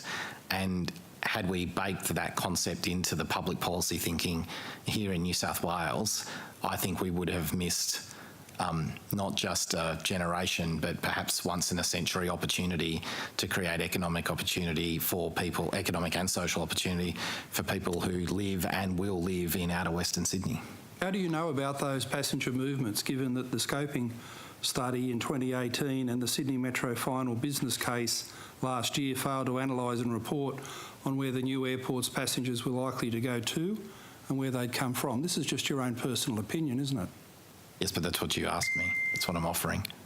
You're spending $11 billion of public money based on your own personal opinion, complete guesswork, with no scoping study or business case analysis of where the passengers come from to fly out of Badgerys Creek Airport, or where they want to go to once they fly in. Are you serious? No, you asked me for what my position was and why I advocated.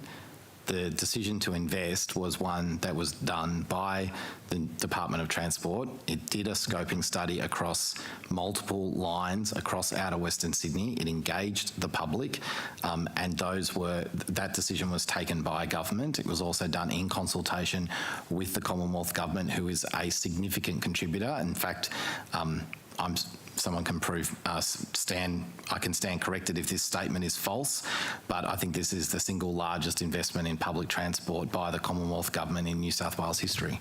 Why then is Infrastructure Australia saying that they would now exclude the project from their infrastructure priority list because, and I quote, the proponent, the New South Wales Government business case does not provide sufficient evidence that the proposed project is the best solution? That's a matter for Infrastructure Australia, but I don't agree with it. You don't? On what basis don't you agree? I think I've said a number of times, Mr Latham, that the decision to do a north-south rail line was not just a decision about, or not just an exclusive decision on the movement of passengers. Where you place rail lines, their significant investment on behalf of the taxpayer has intergenerational impacts.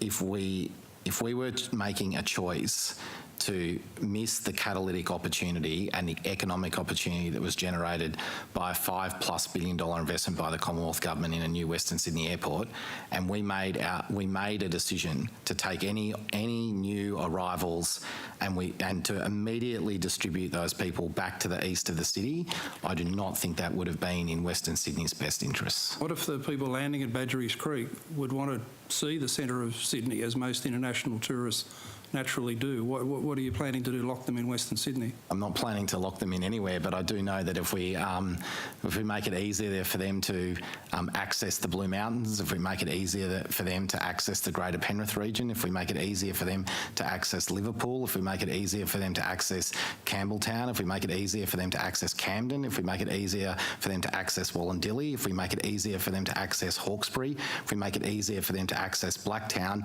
then those communities benefit. If we make it easier for them to come back to George Street to right here in Sydney CBD, then Western Sydney loses, Mr Latham. Well, the aforementioned Sam Sangster, who was your original head of the Aerotropolis Authority, said after an international study of second airport viability around the world that Badgerys Creek runs the risk of being a white elephant if it doesn't have a fast train link direct to the centre of Sydney. That's the international experience for every overflow airport. Why is your personal opinion and waste of $11 billion going to make that any different?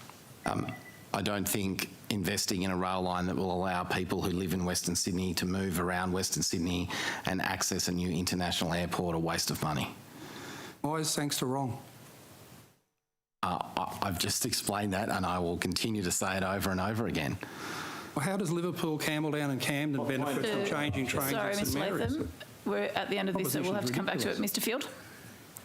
Thank you, Chair. And Minister, I can understand why I might have missed the $1.6 billion now, having a look at Chapter 4 of an 8,500 page document, because it's not under the chapter titled, or the section titled Economic Assessment Cost, which restates the 2015 figure or estimate of $692 million. Why that's in this document is beyond me.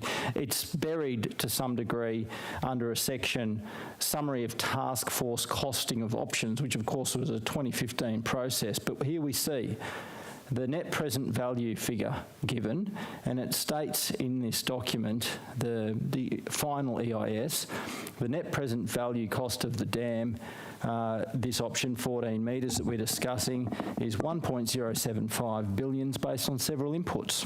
$1.6 billion of capital costs, and it outlines some of those.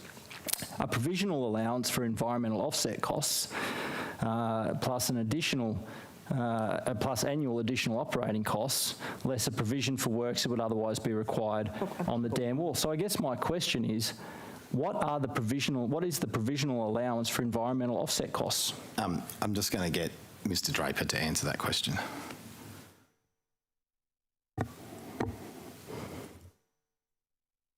Thanks, Minister. Yeah, look, there is a whole chapter or a whole appendix on how the biodiversity offsets are assessed and the credits that are currently calculated to go with those. What's not included in the EIS at the moment is the likely cost of acquitting those requirements. But that's really going to be subject to the EIS process and any other inputs that we receive from public submissions or agency submissions, and then a decision on how they get acquitted. So that cost is not finalised yet. No, I understand that, Mr Draper, that wasn't actually my question. That section under Table 4.10, where it outlines the net present value, it says that the net present value includes a number of costs, including a provisional allowance for environmental offset costs, taking into account consultation with regulatory agencies. So there is clearly a provisional allowance that you have set, you've identified in the estimate of the net present value a provisional allowance for offsets. What is that provisional allowance? Yeah, well, the reference to the consultation with regulatory agencies refers to a process. So you referred earlier to the 1 in 20-year flood. That's not really how it's calculated. It's a series of 20-year episodes across 200,000 years. So they've done a Monte Carlo analysis to figure out the impact area of any. I was simplifying, I acknowledge. I'm asking for this cost, the provisional allowance. Just to explain, so the consultation that's happened with regulatory agencies to work out the impact areas, the likely impacts and then credits are set out in the EIS. The cost of acquitting it is not included in the EIS because we don't know exactly what. No, I'm not asking you for the cost of acquitting Mr Draper. Sorry, I'm not. Sorry, that's not the question at all. Sorry, we can only have one person at a time. It's for Hansard's purposes, particularly when someone is online. So I know it's difficult, half in the room and half online, but we'll just need to spread out the questions and answers, please. I apologise for cutting you off, Mr Draper. I've got limited time. I am not asking, I went through with the Minister, I am not asking for the likely cost of acquitting the offsets that will be required. I'm prepared to accept that there might be changes based on the planning approval that you have to factor in. But you have a net present value in here. It is based on 4 different elements combined. A plus B plus C minus D equals net present value. There must be a figure for the provisional allowance for environmental offset costs, or otherwise you could not have worked out a net present value of $1.075 billion. So I'm asking you, what is the provisional allowance for environmental offset costs that was used to come up with that net present value figure? Thanks, Mr. Fielder. No problem. We're sorry I may have spoken over you too, so apologies for that. The best answer I can give to you today is that the costs that the economists who've done this calculation have included is based on the offsets and the credits that are going to be required, which are set out in quite a comprehensive detail in the EIS. The methodology for calculating those has been done with both Commonwealth and state regulatory agencies, but the dollar figure you're looking for, I'm going to take that on notice and come back to you on that and apologise for that. Okay, I appreciate that. I won't keep my hopes up. Minister, continually through your media statements in the last couple of years about the dam, and it's restated in the EIS, there is a suggestion that there's substantial reduction, the Warragamba dam wall raising would result in substantial reduction in flood damage costs. 75% is the figure that is used. Am I right that 75% reduction in damage costs is based on modelling done by the Insurance Council of Australia? I don't. The Insurance Council may have been involved. I'm not entirely sure.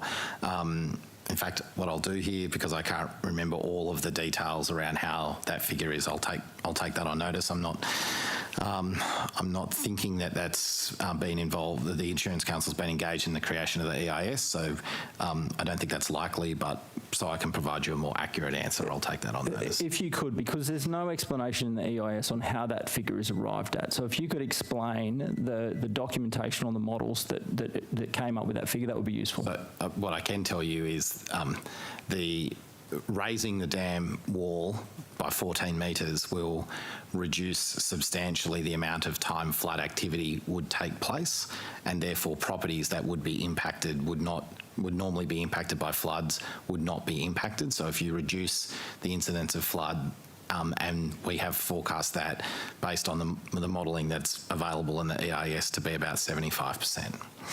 Thank you, Chair. Thanks. So we're at time. We're due to break at 3:30, so it's a matter for the committee. There's time to split it for one question each, opposition crossbench, and then break at 3:30. I've got a quick one. Great. I'm happy. Minister, thank you. I wanted to talk to you about the Australian Manufacturing Research Facility within Bradford City. and the fact that in November last year you put out with bells and whistles and a whole lot of models this great and important part of delivering the 200,000 jobs promised as part of the Aerotropolis.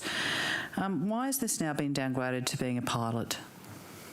It hasn't been. The AMRF, the Advanced Manufacturing Research Facility, is probably the first core building that will be that we will build. We will do what we call Building 1, which is an early stage building to start to, introduce people to the Parkland City. It's effectively the first building. So as I've often said, someone has to build the first building in a paddock. This first building that we're building is a smaller building, and the AMRF will be built around that over time. When do you think that will be complete? When will the first... Yeah, I mean, you've spent $1 million so far and you've only got $5 million for planning money. Like, what's the time frame for this finalisation? We are aiming for Building 1 to be completed by 2023, which will include the pilot AMRF, and we are currently preparing a business case for the full building. We're aiming for around 2026 for the full building. It's been pushed back. In the last budget, it was pushed back to 2022. You're now telling us 2023. I'm not quite sure where you're deriving your original figure from. Well, that's the figure that we had in the budget in terms of when this is going to be complete. But you're telling us there's going to be a building in 2023? I don't think we're... And the final thing is going to be finished in 2026? So now and is that the whole thing or just the pilot? So there's the pilot building, which is the first building, and then the AMRF will be built as a larger building that comes around that. We've always been saying that we would start construction on Building 1, the pilot building, in 2023. Mr Latham, got time for one quick question? Mr. Limited benefit cost ratio, 64% benefit goes through to urban development. Along the metro corridor, who would be the beneficiary of this private sector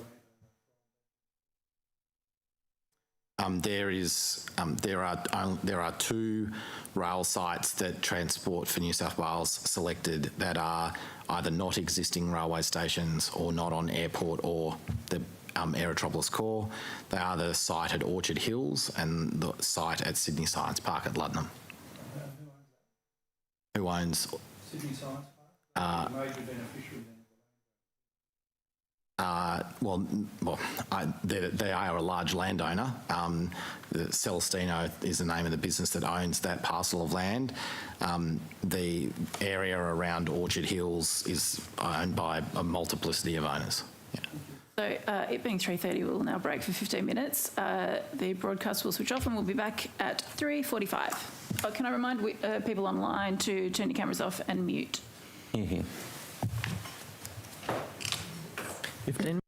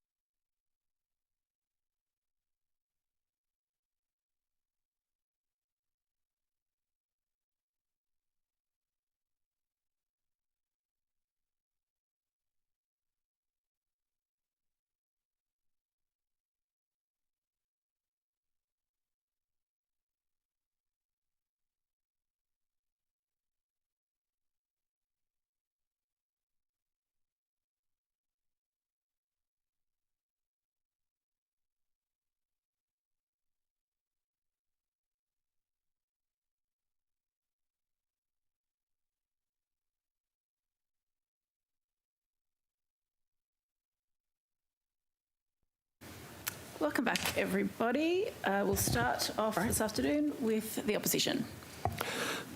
Minister, just a couple of questions from me. Do you still expect Western Sydney Airport to open in 2026? That's the latest advice I have from the Commonwealth and Western Sydney Airport, that it'll be open in 2026. Do you expect the airport to be open in 2026? Got no reason not to believe the advice that's given to me. Okay. Can I refer you to the Western Sydney Needs Rail Scoping Study from 2018?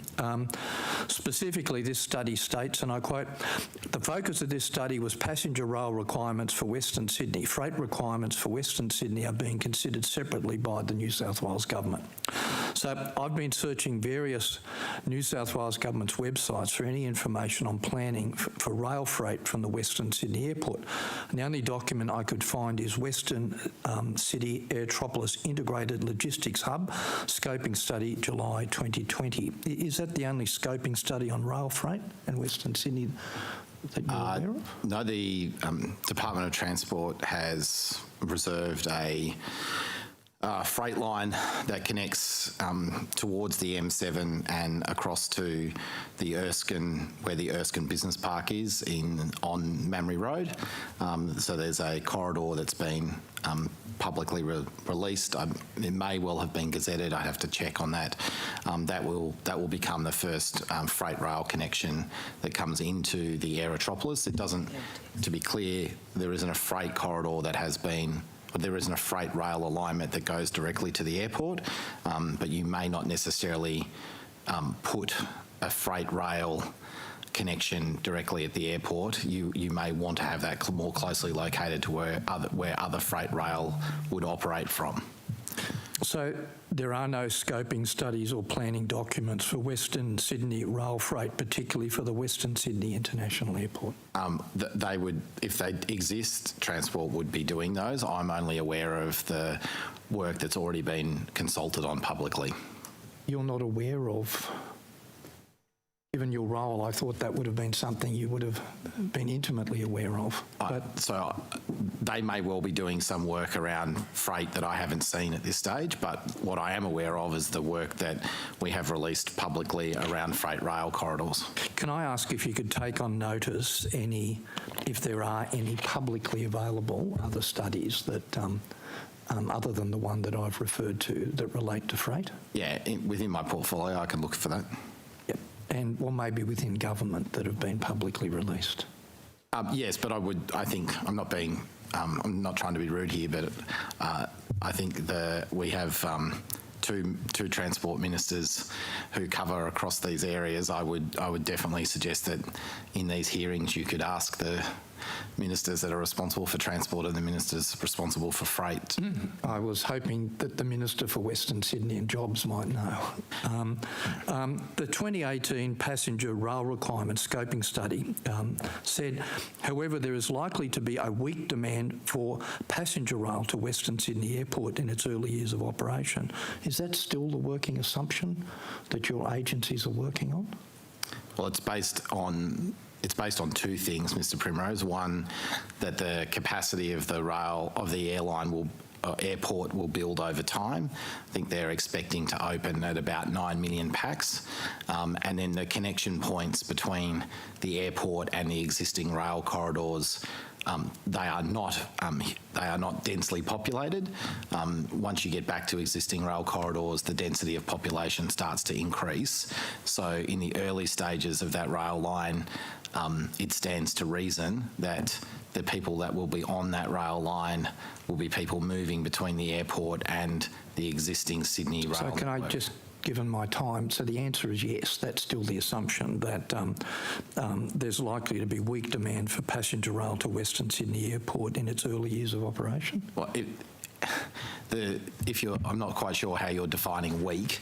Well, it's as per your government's report. Is that still the assumption? I think it relates to the amount of people that will land at the airport and use passenger services, yes. Okay, so we assume you don't know whether or not you're acting according to that government report. Well, I don't know how many people will land at the airport in its first year, but I do know they're forecasting around 9 to 10 million people.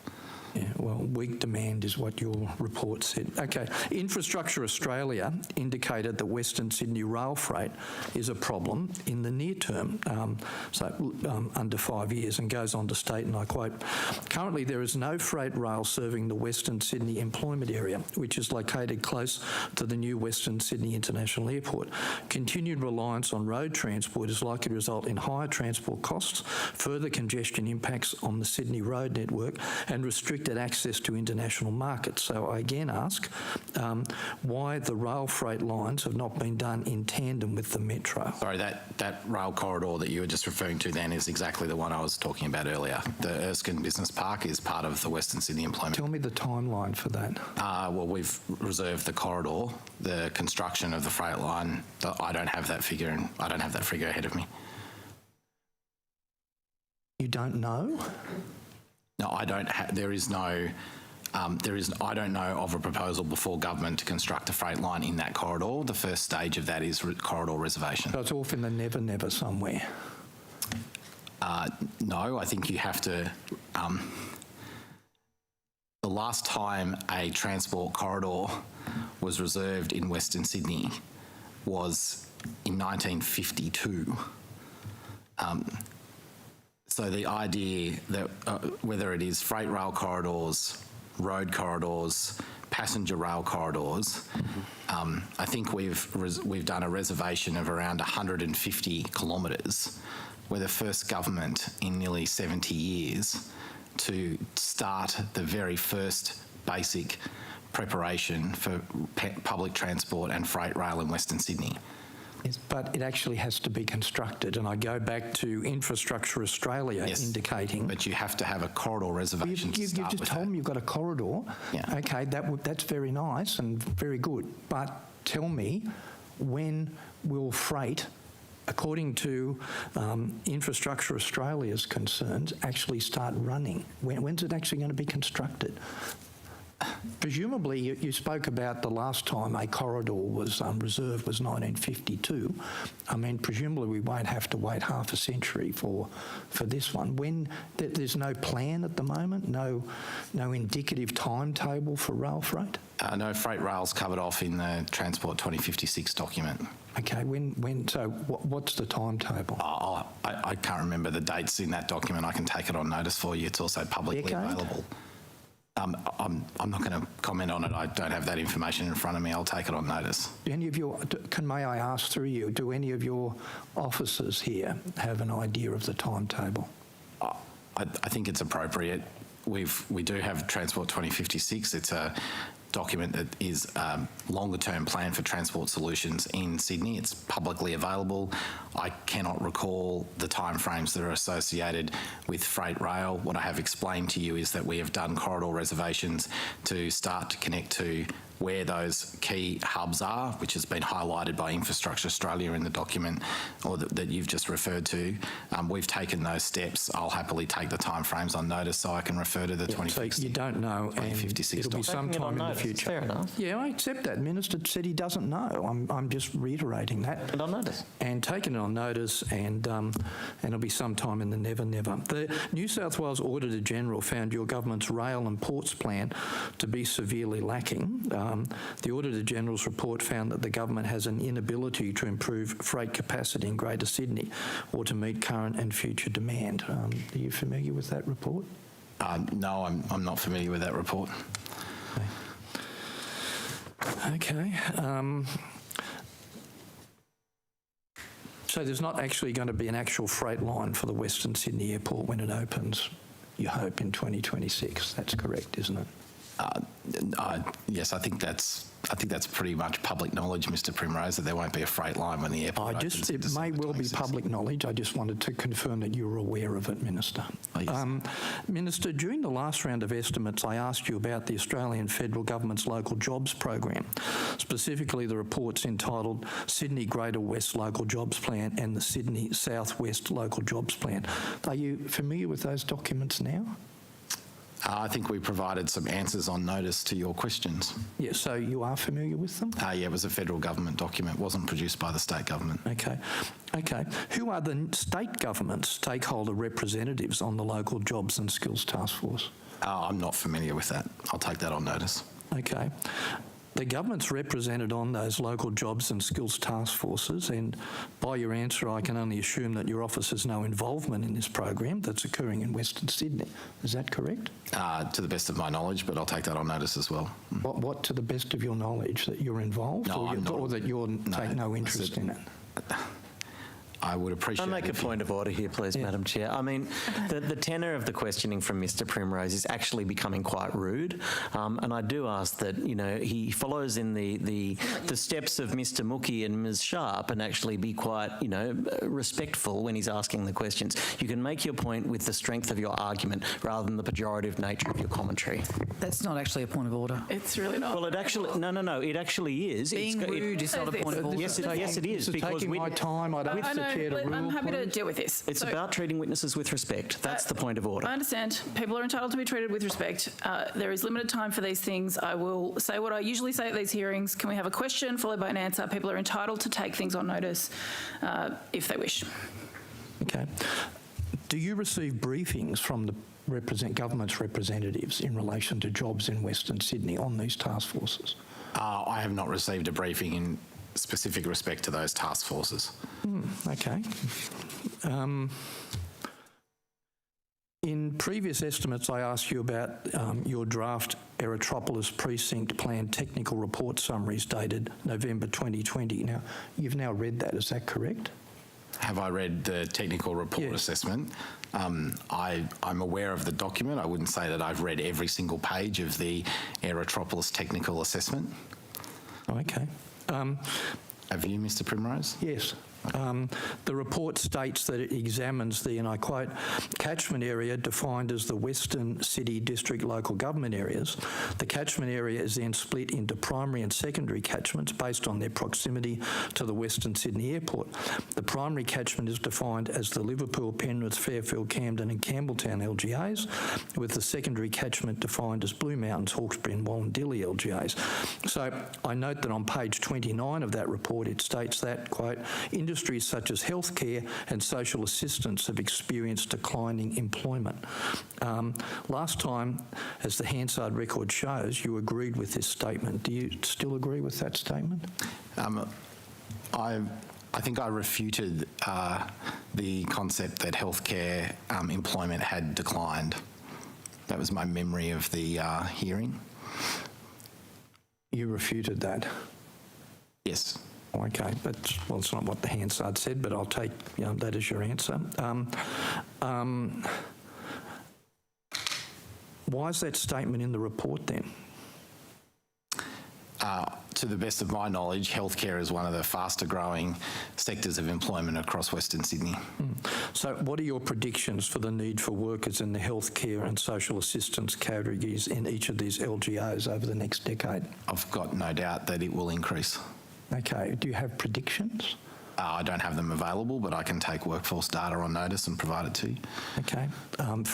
May I ask then specifically for you to take on notice and answer, what are the predicted numbers of those who will be employed in the healthcare and social assistance category over each of the next 5 years by each of the 8 LGAs in the catchment area of the Western City District catchment area? If that information is available, I will provide it on notice. I'd be most surprised if it wasn't, and Minister, thank you very much.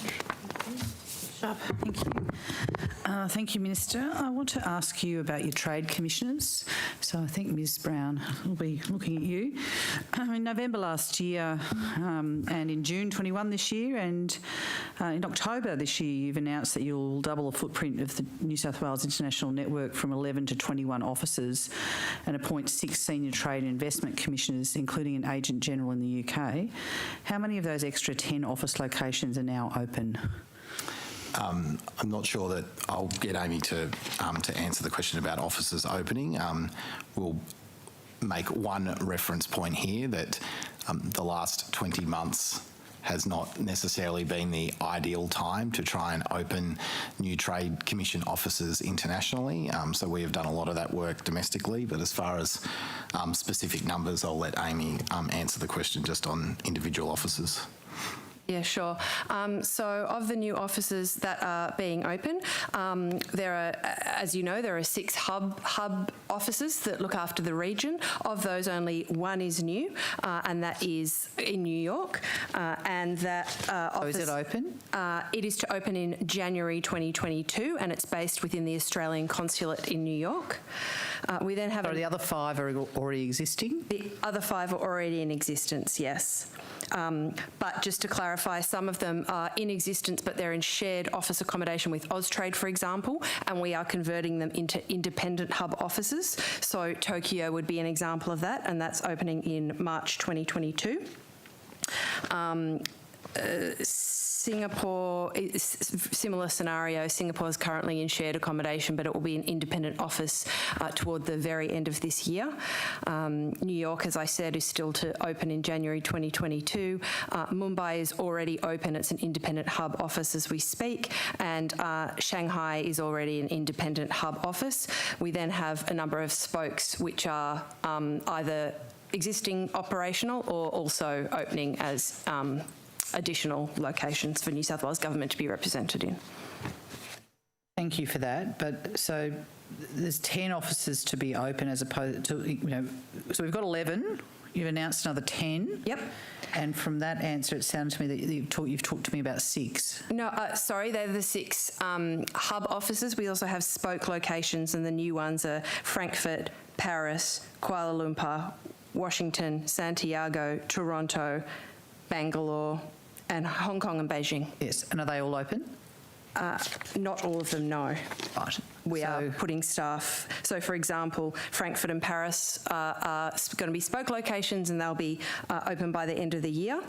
I can run through all the other examples. If you could just take on notice and provide to the committee a list of all of them and what their current status is and when they intend to be open, that would be very useful. Yeah, we can do that. For completeness, I did that at the last hearing, so I'll just re-provide that answer. So nothing else has opened since then, is that what you're telling me? Yes. Right, okay. Let me take that makes it easier, but yes, an update, even if it's the same information, that would be very helpful. Thank you. So far, you've only appointed 2, the Trade Commissioner for North Asia and the Agent General to the UK. What's the status of the other 4? The Singapore and India positions are at the final stages of their recruitment. I'd like to think that we would be in a position to be able to announce them before the end of the year.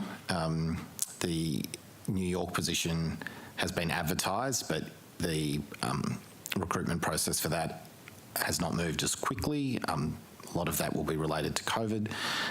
And the last position is the China position. And have we advertised? We advertised the China position, and we're now re-examining the applicants to see whether or not we'd like to go back to market.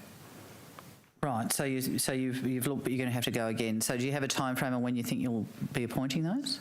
Sorry, just on the reference point that Ms Brown just made around China, we haven't decided whether we'll need to go back to market. Right, but you might haven't had a chance. Yeah, okay. Literally, it's in I would describe that as in the early stages of the recruitment process. Okay, well, okay, that's all early stages. That doesn't give you much. Could you, again, happy you do it on notice to provide when you expect them to be actually appointed? Certainly. Can you give the committee an outline of what the KPIs are for the Senior Trade Commissioner in North Asia and the Agent General to the UK? Yep, certainly. Thanks, Ms Sharp. As you've insinuated, these are very senior positions, so we do expect to have strong KPIs on the individuals. So they have to, in terms of the investment side of things, they have to identify business leads that align with New South Wales Government's social and economic priorities. They have to account manage and service these businesses, usually at the CEO level, hence why they're very senior appointments, to ensure that they land the deals for our state in terms of the inbound investment. They then also have to advise New South Wales businesses to sell to the regional market and connect New South Wales businesses directly with consumers and buyers. So the bottom line is they have to deliver measurable economic return. They've been given targets in all of those criteria? That is correct. The targets are being developed. Right. So they're not available for you to provide to us now? No. Come back to that. My question is, well, really, I'm interested in when these offices open and understanding what the budget will be allocated for each of these offices, particularly in relation to functions, but in a whole range of ways. Are you able to give us an idea about what the budget for these offices, leaving, I suppose the budget that is not, accommodation and those things? I want to know how much you're going to be spending on functions and those kind of things. Can you tell us what's attached to those? What I can say is the budget is $128.9 million to expand the international network. I'll have to take on notice whether or not we have a breakdown between office accommodation and things like industry events and connection and networking activities. We'd really like a breakdown. We have asked these questions on notice. That information hasn't been provided, and we've been referred to the annual report, and all we get is that global figure. We're looking for a breakdown by office of as many of the different aspects of that budget. Let me take that on notice. Mr Latham. Thanks, Chair. Minister, just in that discussion you had with Mr Primrose about passenger numbers on the St Mary's Metro, are you aware that the Metro business case states that at peak loading it'll only have 11% capacity one way? I don't know the exact number about the capacity. I'll take your word for it, but my expectation is that if you construct the rail line between St Mary's and Western Sydney Airport, at this particular time, in fact in the early stages of the operating of the airport, with so few areas between the airport and an existing rail line developed, you are always going to have relatively low, quite low, sub 20% patronage levels, because the primary driver of the patronage in the early stages of the rail line will be the airport. So you're spending $11 billion on a rail line that will be very poorly utilised right from the beginning. That's what you're saying. Well, I'm saying that at the beginning it will always have lower patronage than capacity. My expectation is, as Western Sydney continues to grow, as more people live in the areas that are currently either they're greenfield sites. There's a lot of areas that won't be developed, but there are a lot of areas that will need to be developed. Western Sydney, we know, will have to absorb a larger percentage of Sydney's growth.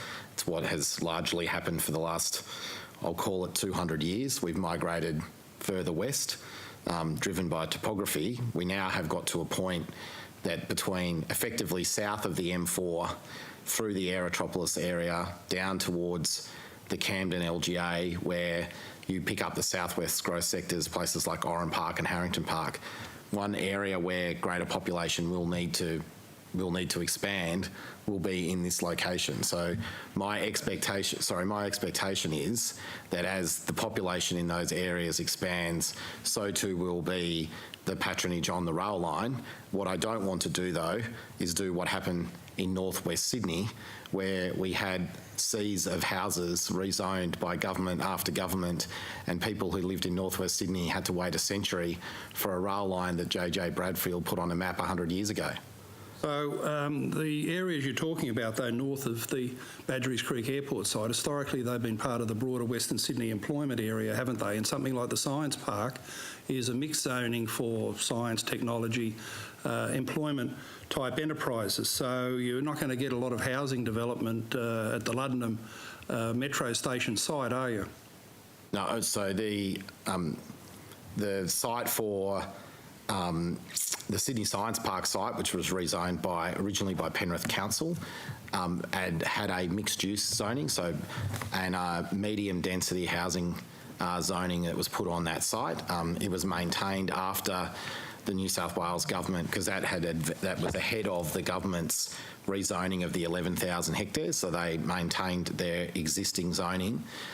They've got a medium density housing opportunity, or medium density housing zoning as part of their mixed use zonings that are on that site. But my expectation is that over time, as that rail, with that rail line being developed in places like Orchard Hills, you will inevitably see changes of land use that will come along the rail corridor.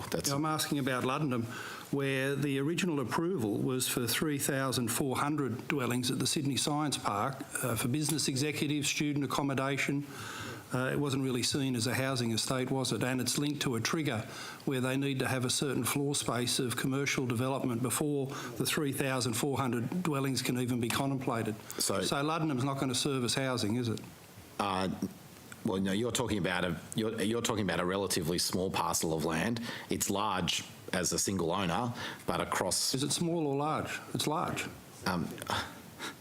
I think any person. And you're planning to build the Luddenham Metro site to service the Sydney Science Park, aren't you? No, we're planning to build a train station at Luddenham because it's an appropriately located site for a train station between Orchard Hills and the airport. The Sydney Science Park site, it has already been through it had already gone through a rezoning. It does have provision for housing on it. It also has other mixed-use requirements.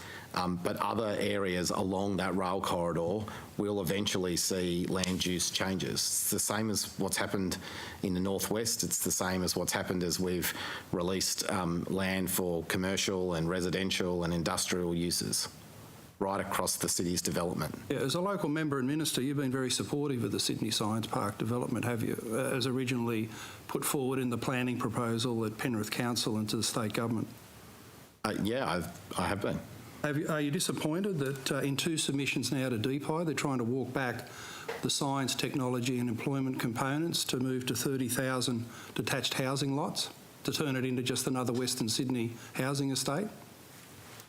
Well, I think a proponent they've got the legal capacity to make submissions along those lines. I think that site has always been a good site to have mixed-use activity there, but that is entirely up to the proponent about how they continue to proceed inside the planning system. My expectation, though, is that on that site, like what we will look to do right across the Aerotropolis and over the longer term, the space between the Aerotropolis and particularly sort of the M4 corridor is to provide a diversity of housing and employment opportunities that take account of the land and topography that exists in this area. The science park wasn't about housing, was it? It was supposed to be science, technology, employment, jobs. And do you support the planning minister who's told Celestino, be honest to your original proposal, you're not going to get an expansion of the 3,400 dwellings to 30,000. He's going to stick to 3,400 and hold them to the original deal?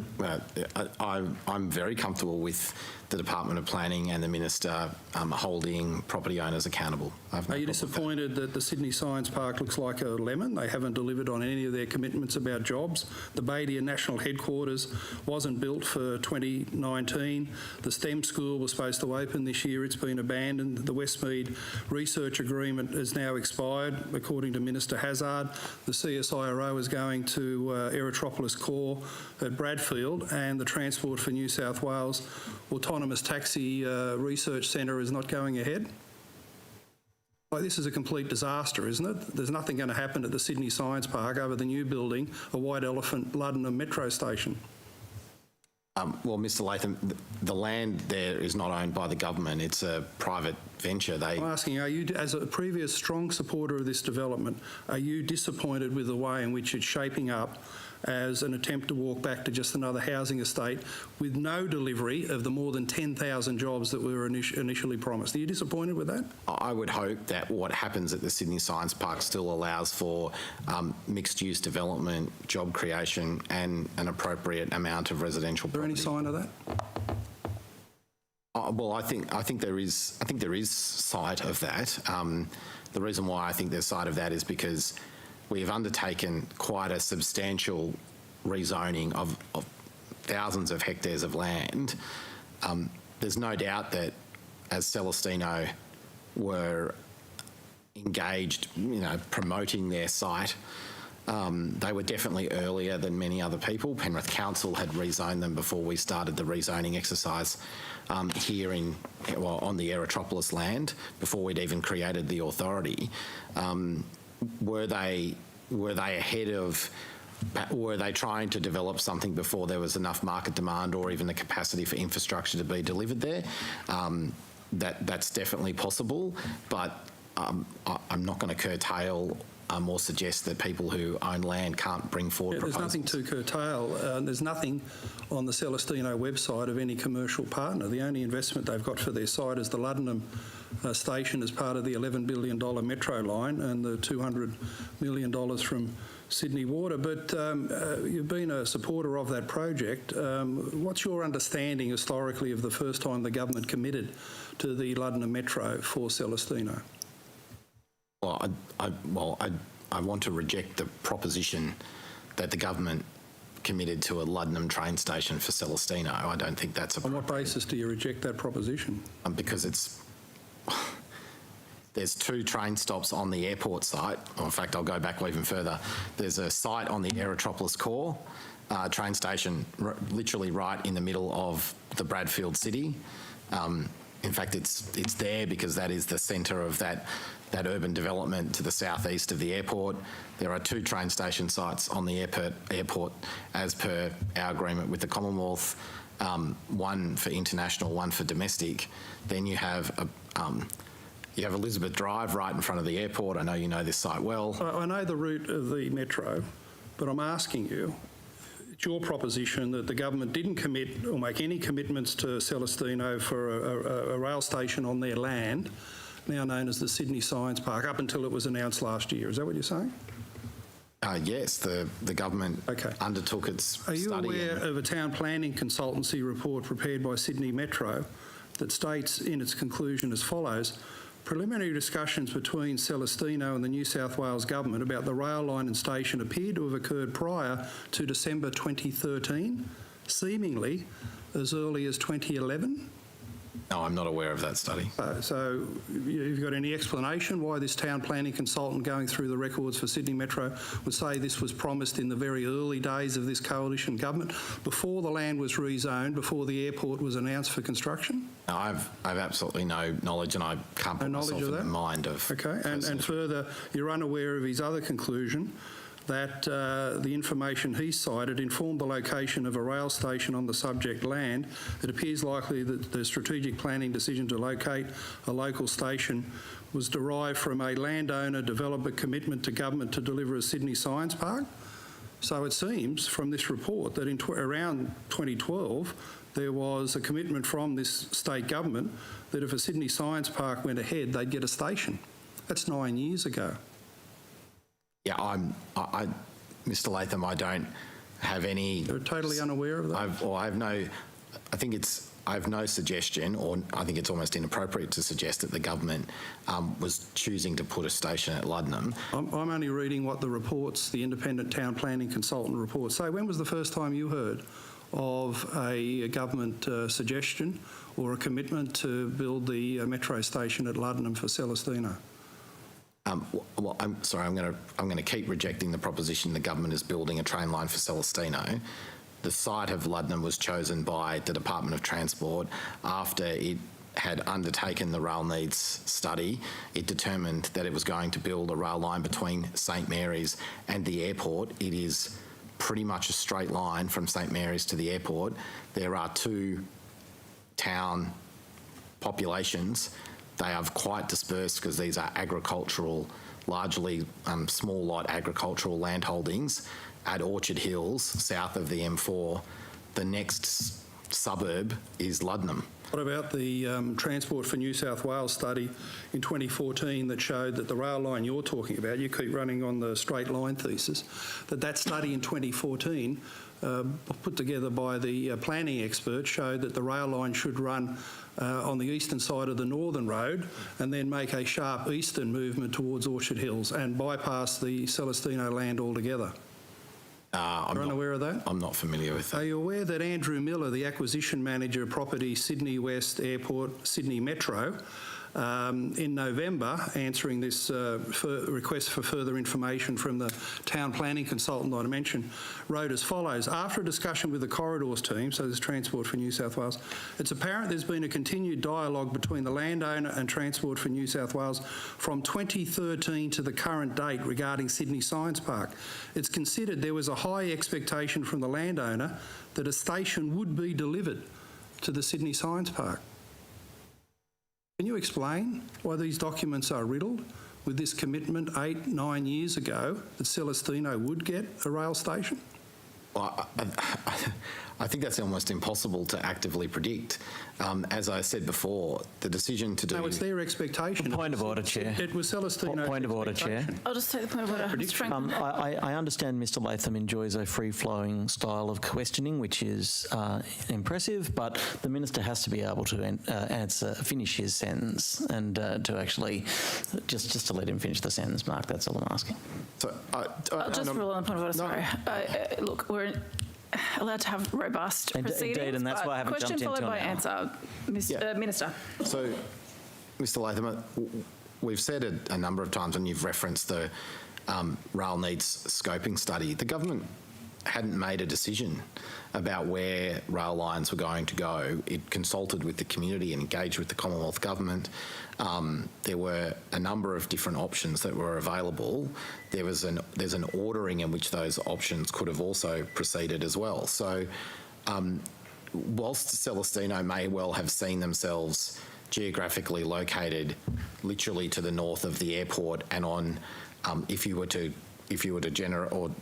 to create a rail line that went from St Mary's to the airport, you were always going to be pretty close to the Celestino land. So if they're projecting that as their expectation, but that is years in advance of when the government conducts a future needs rail study, engages the public, consults on multiple rail lines. Like it's possible that the government may have decided not to build a rail line. If the Commonwealth Government didn't co-fund this rail line, would we have funded this rail line at this particular stage?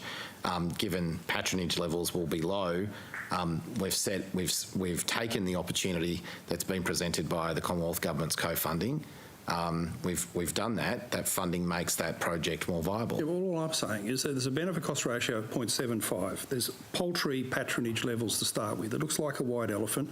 There's documents saying it was promised in 2012 for a land developer who's not delivering any of the employment benefits and jobs for the region and is trying to roll back to a housing estate.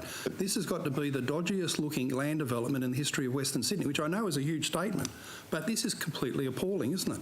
Minister, I'll let you respond to that, but then we are at time. It's Mr Field's time, but you can respond. It's not the government's development. If Celestino have taken a risk and have not been able to do their development, that's for them. What the New South Wales Government is delivering and is co-funded by the Commonwealth is a rail connection to St Mary's. And, I don't mean to be too obvious about it, but south of St Mary's there is Orchard Hills and there is Luddenham and there is Badgerys Creek. It stands to reason that you would put a train station at Luddenham and a train station at Orchard Hills. You've done that. Mr Field, we'll have to come back to this. Mr Field.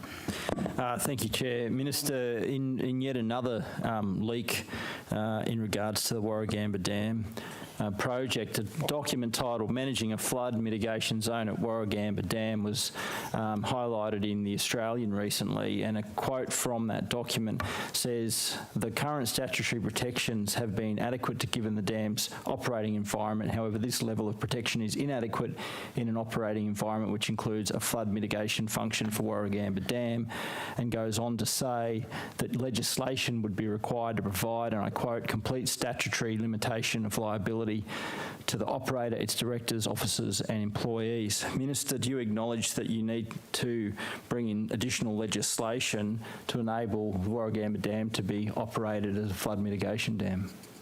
Yes, yes, we will have to do that. You will have to change the statutory operating arrangements for the dam because we're creating airspace by raising the wall, and what we will do on the current operating arrangement, you're only allowed to store water in the dam. You can't utilise the dam for flood mitigation purposes. So if you increase the height of the wall and create airspace, if it rained, under the current legislation, you would have to allow the water to stay in that airspace that you are building the entire dam wall for to mitigate against future floods. It would make absolutely no sense to spend the amount of money that we want to spend to create airspace to hold water back in the event of a flood, to then not change the legislation to allow the operator of the dam to maintain the airspace.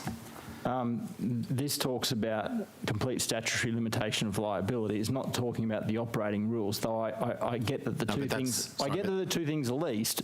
This is talking about removing a liability on the government, the dam operators, in the event you make a wrong decision about the operating conditions, right? No, it's specifically referring to the liability of protecting an asset that's owned by the taxpayer, and that asset is its drinking water supply.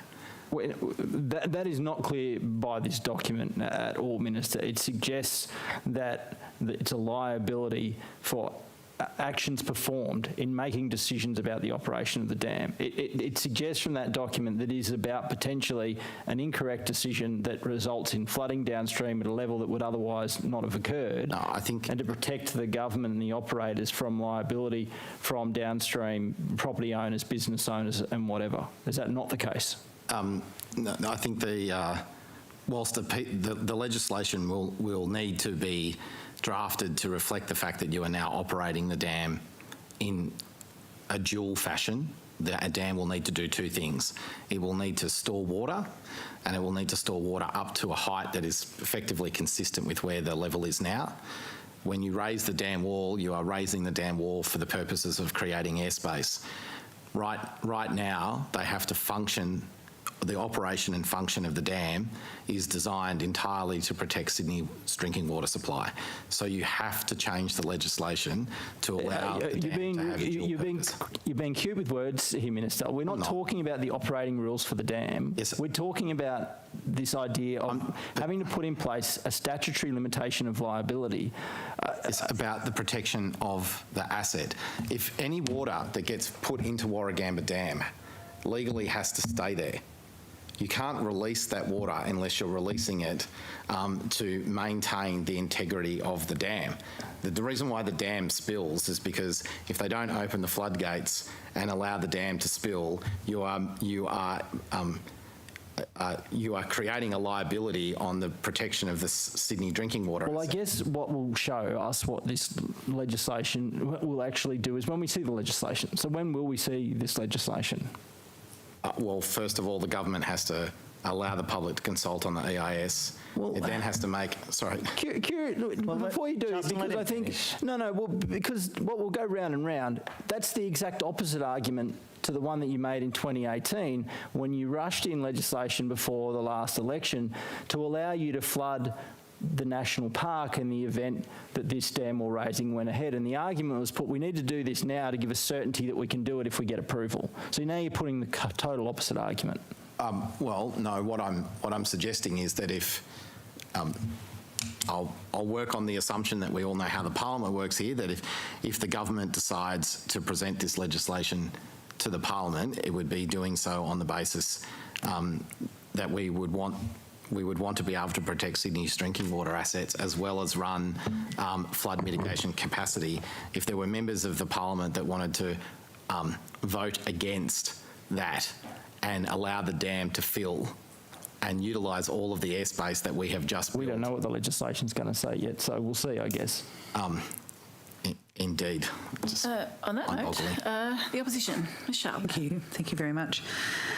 The Agent General position to the UK was scrapped in 1993 because it ended up being this massively wild, extravagant position. I think even the former Premier John Fay said it was a throwback to colonial days. What's changed in terms of your support for this position? I think it's probably fair to say that at the point in time at which the Agent General post was removed, there was inappropriate expenditure by the person who was in that position. I think it's reasonable to say, given other states that have maintained their Agent General positions, have seen good benefit out of those roles. I accept that the position and the title of Agent General is one of historical significance, but for all intents and purposes, Agent Generals are trade commissioners. Just in that particular post, they have a Commonwealth title. There is some heritage that is associated with that. I think it should be presented very clearly here that this is a trade post that's there to facilitate investment opportunities into New South Wales and support New South Wales businesses export their skills, services and produce into those markets.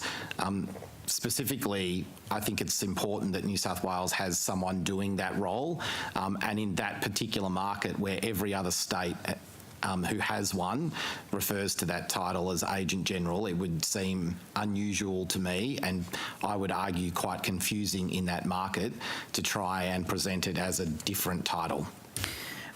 Does the Agent General to London have a bigger budget than the other offices? I'll take the budget breakdown on notice, but I don't think there would be a substantial difference. If not, it would depend on the size of the office that they're running. Thanks for that. The New South Wales trade statement released earlier this month sets a very high target of increasing New South Wales exports to $130 billion by 2024. Is that correct? Yes, I think that's accurate. And are you familiar with the targets that were set by the government in the New South Wales Trade and Investment Action Plan 2017 to 2018? I can't recall them, to be frank with you, Ms Sharp, but... Well, it's quite important, Minister. I mean, actually understanding whether the targets that were previously set just a couple of years ago were even met before you announced a new one. I'm not saying it's not important. I'm just saying I can't recall what those numbers were. Okay, so in that action plan, I'm talking about the Trade and Investment Action Plan 2017 to 2018. It set a target set to grow 15,000 investment-related jobs per annum by 2020. Are you able to tell me how many investment-related jobs were created as a result of that? Well, what I can tell you is that there was 250,000 jobs created over that 4-year period in New South Wales. That's not my question. No, this is this is a very specific set of questions, which is that you had a strategy that had a lot of targets in it. There's no information available about whether any of those targets were met or indeed even what happened to them. If you've met them, great, but you haven't told anyone about it. I will take on notice and provide you with an information that reports back against that target. So there was another target that said that you'd have over 16,000 small and medium enterprises exporting from New South Wales by 2020. Can you give us an update on that? Does Ms Brown have... I'll take that on notice again. That'll just be a factual number. We can provide that to your notice. That'd be terrific. There's also was another target set to grow exports from food and fibre from $7.4 billion to $10 billion by 2020. Can you also let us know what the actual final figures were for that? In relation to your most recent announcement, what work was undertaken to evaluate and assess the effectiveness of the 17-18 action plan? I might just ask Kylie Bell if she wants to provide an answer there, given my short time frame in this portfolio. Sure. Hi, and can you hear me? I don't know if you can see me on the screen, but I'm here in person. Look, so what we will do is give you a full breakdown of the results achieved. We have, for example, hit 16,000 SME exporters in New South Wales. Last year, we created over 7,500 jobs from investment, so we can break that down for you. And in moving forward, we've done analysis by industry of where we think we'll be able to grow in the next 4 years. Thanks. Look, the question that I'm really asking is, obviously, did we meet the targets were there, and how much did that feed into the new one? The frustration from the opposition in relation to this is that we've previously asked questions about this and have been given zero information, which is why I'm now raising it now. And it really goes to how whether you met them in the last 2 years, whether whether we should believe the targets that you've set in the new one. So this is why we're asking those questions. The other difference is that the new global New South Wales strategy actually doesn't include any specific targets. Are you able to tell me whether there are specific targets built into the new strategy, and if so, what they are? When you talk about the global New South Wales strategy, do you refer to the strategy that was prepared by the government in 2019? there were no targets attached to that. Yes, that's right. That's my information. Is that so? There are no targets attached to that. Correct. That's correct. Right, and there's no internal targets. It's more a framework for which the government would operate in as we moved forward at the time. Right. So you've had a strategy that had targets. We don't know whether you met them. We've got a new strategy that. My answer is actually we have met the large majority of them, and we can give you a full breakdown of those targets from 2017-18 on notice. I'm not sure whether you heard it, but Ms Bell confirmed that we'd created 16,000. I heard that one. I want to hear all of them though. Yeah, and as I said, we just haven't had been provided with the information. So the global New South Wales strategy was the strategy that was about demonstrating an expanded footprint with the expansion of the New South Wales overseas network to be able to support businesses export into additional markets and also attract more investment into New South Wales. Yes, I understand. I'm going to come to that. Thank you. All right, so you'll provide all of that information for us on notice. I just wanted to ask, I want to go back to asking some more questions about the trade officers and the way in which they operate, please.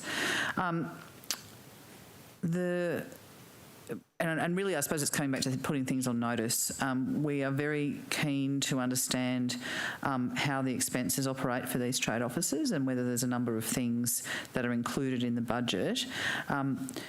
And so, Ms Brown, thank you. You said that you would provide some information to us on notice, but I am particularly want to understand the budget for catering, the budget for flowers, the budget for hospitality, the budget for limousine. Well, if you knew the excess of which some of these, why the original Agent General was closed down in 1993, you would understand why we were asking that. We're not having this debate. The question is to the Minister, and the question, Penny can finish the question and then we'll hear from the Minister. And I thank Ms Brown, she said that she's going to provide it, but I want to be specific about it because, again, yes, I am serious actually. I think taxpayers actually want to know how much is spent in flowers in our trade offices. I don't think that's actually an unreasonable question. Sorry, I'm happy to provide the information that's available on notice. The one thing I would point out here is that this is an expansion of a network, so many of these offices haven't been established. Where we've had offices operating, in a lot of cases they've been operating as an embedded person in an Austrade, in existing Austrade arrangements. So I just want to be clear. That's okay. If the new ones you don't have a budget, that's fine, but you've got the existing ones, which I'm also asking about. Yes. Entertainment and entertainment reimbursement, gifts, wellbeing programs, fitness programs, parking fines I am particularly interested in. Yes. If there's a trade commissioner who's got a bunch of parking fines that they expect the New South Wales taxpayer to pay for, I don't think that is an unreasonable thing. Okay, thanks, but we're not going to continue with this. The questions are to the Minister and the Minister can answer. I think we're taking them on notice, aren't we? I'll move on. Yep, thank you. I'm happy to. Yes, thank you. Thank you, Ms Bell. I want to ask about the Global New South Wales strategy. A media release, and again, I know that you're new to the portfolio, Minister, so it might not be one for you, might be one for Ms Bell. A media release was issued by the former Minister for Trade and Industry on the 22nd of June this year and stated the government had a record spend on industry and trade in the 21-22 budget. Do you know how much money was included in the budget over 4 years for industry and trade? It's $261.4 million. Thank you. Yes, I'm not complaining about it. My next question is that in November 2020, the government sent out a media release announcing a record trade and investment in the 2021 budget. Do you know how much money was included over that 4-year period for trade and industry? Bill might know. Ms Bell, did I quote? Yeah, I think the figure is 273.6 because it's a different financial year. Yes. So the last budget was over 4 years previously, and the next one is a small increase over the next 4 years. So you're still contending that it's a record spend? Because it's 273 and last time it was 261. Yep. 2021 versus 21-22? So it's over a 4-year period. So that's been... The latest. I'm not sure. I think what Ms Bell is trying to say is that in the first year of a 4-year period, the government forecast to spend $263 million, and then the following year it forecast to spend $271 million over the next 4 years. Thank you for that. I've got some COVID questions as we... How much have I got? How long have I got? Yep, excellent. All right. 8 minutes, fantastic, thank you. I want to understand, Minister, this is just in some of the COVID issues. We want, are you able to explain, obviously the 12 local government areas concerned was extremely difficult for many, and there were a range of different decisions made in relation to whether people were locked down or not, or subject to curfew or not. Can you explain to us the decision making around the Penrith LGA? Yes, I can. So at the particular point in time, we had a number of LGAs that had become referred to as LGAs of concern. Those LGAs were put into that category on the recommendation of the New South Wales public health team that was advising the government in its COVID response. It was a mechanism that was being put in place to mitigate the risk of COVID spread around the rest of particularly Greater Sydney, because these LGAs represented quite substantially the highest concentration of infection. As the infection spread from one LGA to the next, you started to get to the peri-urban locations that existed on the outer edge of Sydney.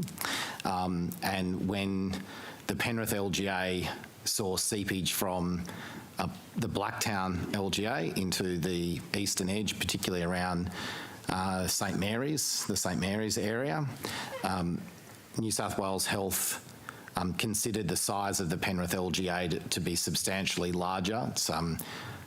Quite larger than, say, LGAs like Canterbury, Bankstown, or even Burwood or Strathfield, and they were looking at a way of not putting the entire LGA into the area of restriction.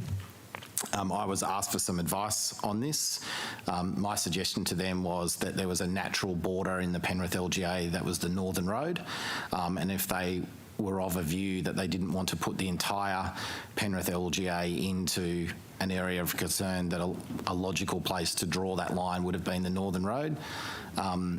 Health listened to that but chose a different boundary, and I understand that boundary to be more in line with the east ward of the Penrith LGA, and that was the recommendation that was put to the government. I want to talk about some other of those. Thank you for that. In relation to Campbelltown LGA, I mean, there was a lot of controversy and obviously unhappiness in the community, given that case numbers around Camden and Wollondilly grew during the pandemic to being larger than what was happening in Campbelltown. Yet the two seats were not, and those local government areas were not locked down, whereas Campbelltown was. Do you want to explain that difference?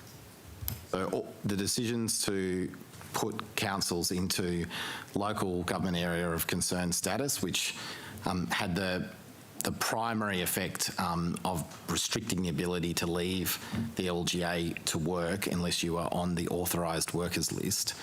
This was considered a critical element of the public health response to reduce mobility around the city, and it was also, I think, considered by health as a way of driving behavioural change in an area that was suffering from the most intense infection rate. I think it's fair to say that as the virus spread through areas, the health benefit of tipping councils into those areas became more diminished, so health was more reluctant to put councils in. And then the other thing that I would say here is that... Sorry, I mean, are you basically saying, so Campbelltown was in, so it had to stay in, but Camden and Wallandilly didn't have to because it was rolling, and you know we draw a line for the Campbelltown residents versus. Sorry, the other point I'd flag here is that the density of population in Camden and Wallandilly is substantially lower. So another determining factor here was the rate of infection per 100,000 people.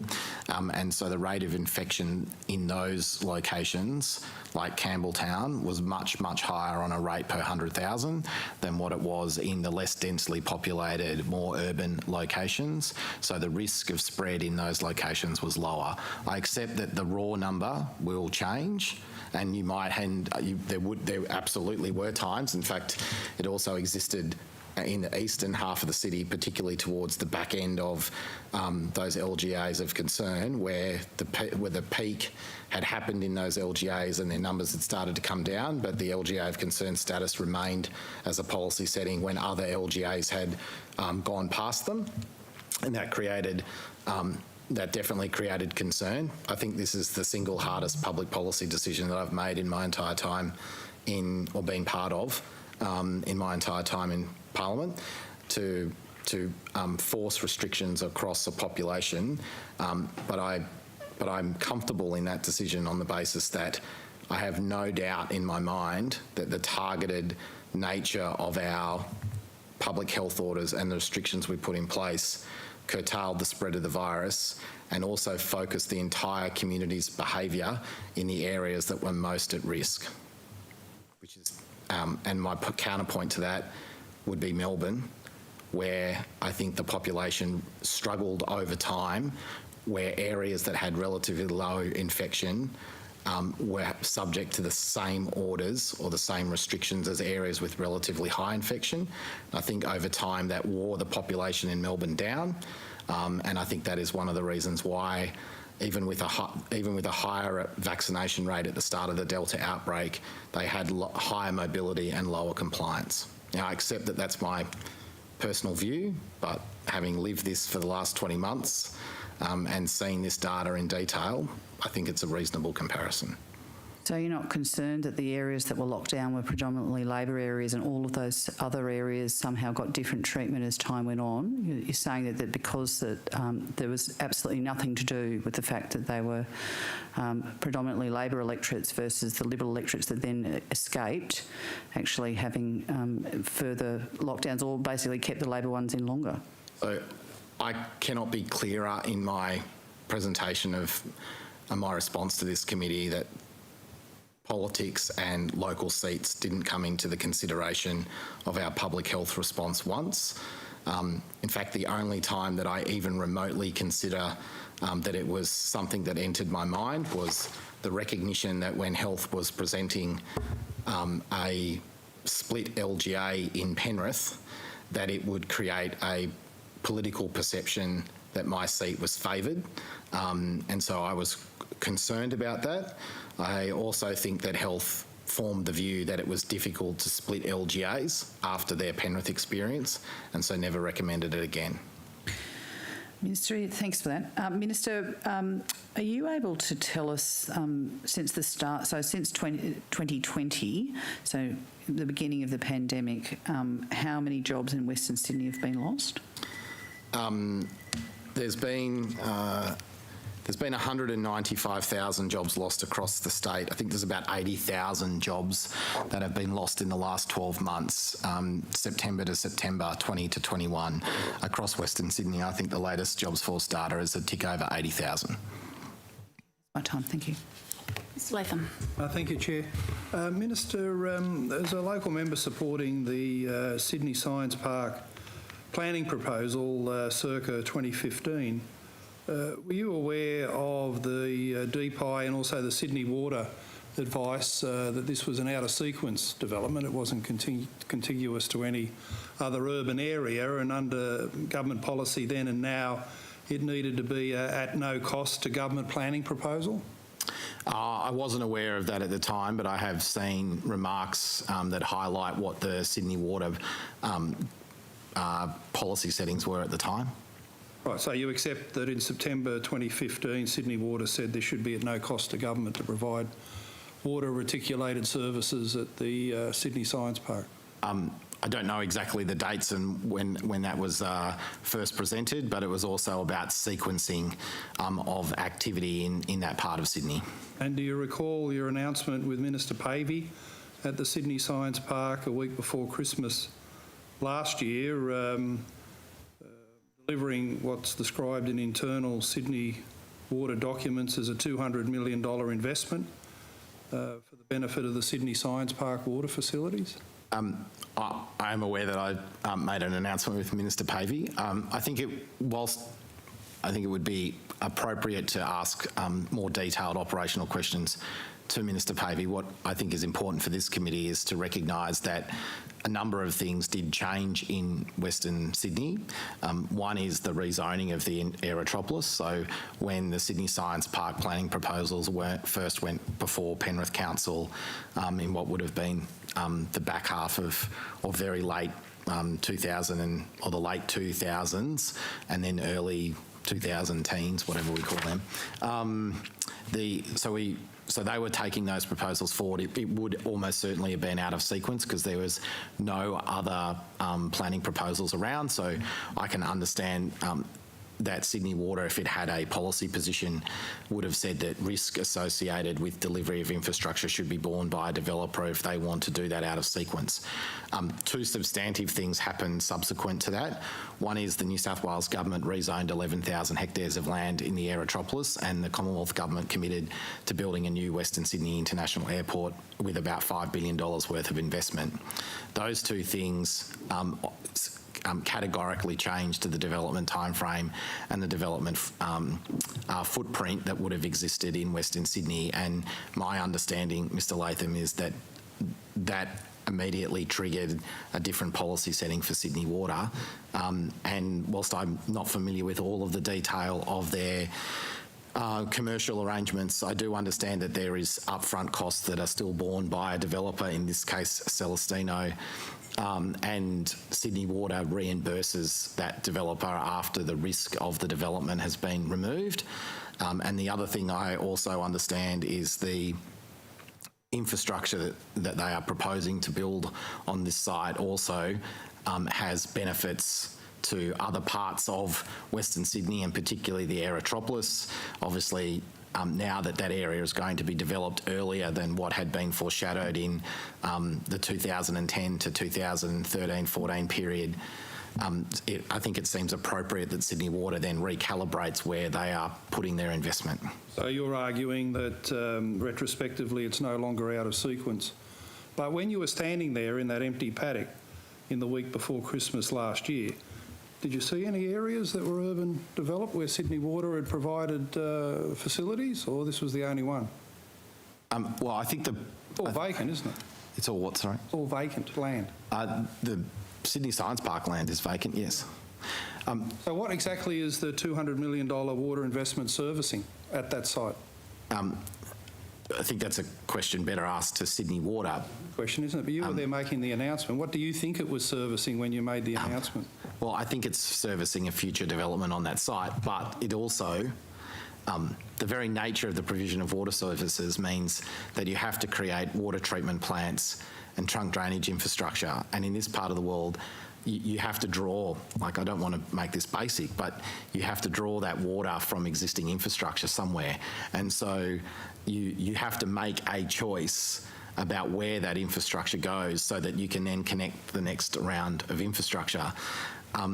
This site it's just to the north of the airport site. It does make strategic sense that you would do water infrastructure on this site to also provide, my words, and for all the water specialists watching this hearing today, please excuse me, but I'll call it a staging point where you'll be able to take other water treatment from that site. So and then the other point I would say is, in this particular circumstance, the Celestino land was rezoned by Penrith Council, and when we did the Aerotropolis rezoning, we didn't choose to rezone that land again, and so it already had a rezoning that the other parts of the Aerotropolis didn't have. Sequence. That we've, yes, but we have also announced 11,000 hectares to be rezoned, and we have gone through that rezoning process now. Given it was out of sequence and Sydney Water said that it should be at no cost to government, why do you think anyone involved with the New South Wales government, including Sydney Water, should be paying for any facilities on a site owned by billionaires? Celestino are effectively billionaires owning Steggles, Lilydales, Badia. They've made billions of dollars out of chicken meat production, and good luck to them at that level. But why should anyone in Western Sydney look at this site and think there's a government contribution to these billionaires and their water facility on vacant land? Well, the first point I would say is the government still provides water facilities to the population regardless of who the developer is. And in fact, the way a lot of this water infrastructure is developed is, or delivered I should say, is that if a development is happening out of sequence, the upfront cost or risk for that development is borne by the developer. And then Sydney Water, as I understand it, reimburse some of those costs back to the developer because they took the risk on the delivery, and if the development arrives, then the water services are supporting a population that's evolved. That's what I understand is the circumstance that is still happening here. There is an upfront cost to Celestino, and they are carrying some risk. But what has also changed, and had changed when Minister Pavey and I made this announcement, was for Sydney Water, you had gone from, in the early part of the decade, sort of, how do I describe it? You'd gone from an early part of the decade where there was a clouded development pathway. You didn't know what was going to happen in this part of the world. And in fact, that Sydney Science Park would have looked like quite an isolated parcel of land. If you fast forward to 2019, there's a new rail line being built and co-funded by the state government and the Commonwealth government. There's a new airport that's under construction. There's 11,000 hectares of land that's been rezoned. The New South Wales government is undertaking substantial amount of consultation around rezonings and land use planning. So Sydney Water, self-evidently in my mind, has recognised that the development footprint, not all residential, but the development footprint is vastly different in 2019 to what it was in 2011 or 13, or even when they first took their proposal. But other than the rail line and station you're building for them, what is the development on the Sydney Science Park site? All these other projects have collapsed, and on their website they don't have a single commercial partner. What is the development you just mentioned? Well, that's the same right across, right at this particular... They're trapped by a housing trigger. They can't do their housing because they've got no commercial development. They've got no research. They've got no science. They've got no technology. All of these deals with the state government have fallen over. What is the development on that site that justifies this effective donation of Sydney Water money? Well, I'm going to reject the proposition of a donation. I just don't think it's a fair... What is the development on the site that you're talking about? Well, they have approval, Mr Latham, for the residential and mixed-use developments. They don't. Do you understand that there's a development trigger on them, that until they get to a certain floor space commercial, they can't develop any of the 3,400 dwellings? No, but my point is that's what their approval is. They have that approval. They're allowed... Where else in Western Sydney, because someone's got an approval, are you announcing Sydney Water contributions to the development that shows no sign of happening? Where else? Sorry. Where else? I don't think there is anywhere else that has... No one else. Sorry. Let him finish the sentence, Mark. Come on. I come back to my point about what has changed substantially. The government rezoned, in the largest single rezoning probably in our state's history, 11,500 hectares of land. It created new zonings. It laid out, it's then gone into precinct planning work, which by its very nature is contentious. But all I'm saying... That's the same answer you gave 5 minutes ago. No, but it is the same principle. I don't think you can say... I have no problem with you interrogating and asking questions of government ministers about the timeframes and why agencies of the government are making decisions with public funds. But I don't think you can not accept that the rezoning of 11,000 hectares of land, the creation of a new international airport, new public infrastructure around transport, new roads, hasn't meant that Sydney Water should reconsider their development timeframes. I completely accept that we're back in getting the SO52 documents. We'll see what they show. Minister, what involvement have you had with the alignment of the Outer Sydney orbital through the Science Park site? The Outer Sydney, I took out for public consultation around 192, I think, kilometres of corridor reservations. They included rail, Outer Sydney, rail and road. It was one of the largest forms of public consultation we've done on rail corridor reservations. A team in Transport had done the work around those alignments. And we went out and consulted on them. We have gazetted some of those corridors, but not others, and some of them, by their very nature, are quite contentious. Right, but in your support and early understanding of the Sydney Science Park planning proposal, were you aware of the consistent Transport for New South Wales advanced planning that cut through the Sydney Science Park site 2 or 3 times, depending on the plan, consistently between 2013 and 2016, that they always had a problem with the Sydney Science Park? They were going to be bisected by the Outer Sydney orbital corridor? Well, the corridor that we published and consulted on publicly, and there is quite close alignment between it and the rail line. They do separate things, but it's almost a straight line from the M4 at Warrington down towards Elizabeth Drive, and then obviously it can't go through the airport, so the corridor that we consulted on publicly swept around outside the airport and then made its way down to Camden. Okay, well, but heading the other direction, in the northerly direction, when it passes to the west of the airport, it doesn't follow your straight line theory, does it? Because even though it was going to pass through the Sydney Science Park site, it now does an S-bend east when it passes north of the Badgerys Creek Airport site and now misses the Sydney Science Park, doesn't it? It passes near the Twin Creeks residential area. Well, I think it goes through. I think the site is, there's an interchange that we have that's still out available for because we haven't gazetted this corridor. There's quite a large interchange where the proposed M12 and this Outer Sydney orbital meet north of the airport. Well, it's not your straight line theory. It's a big S-bend that's disadvantaged landowners to the south of the Celestino site. But what involvement did you have in Sydney Science Park, either being lobbied or assisting them in getting the orbital route off their land? No, I didn't partake in any lobbying activity.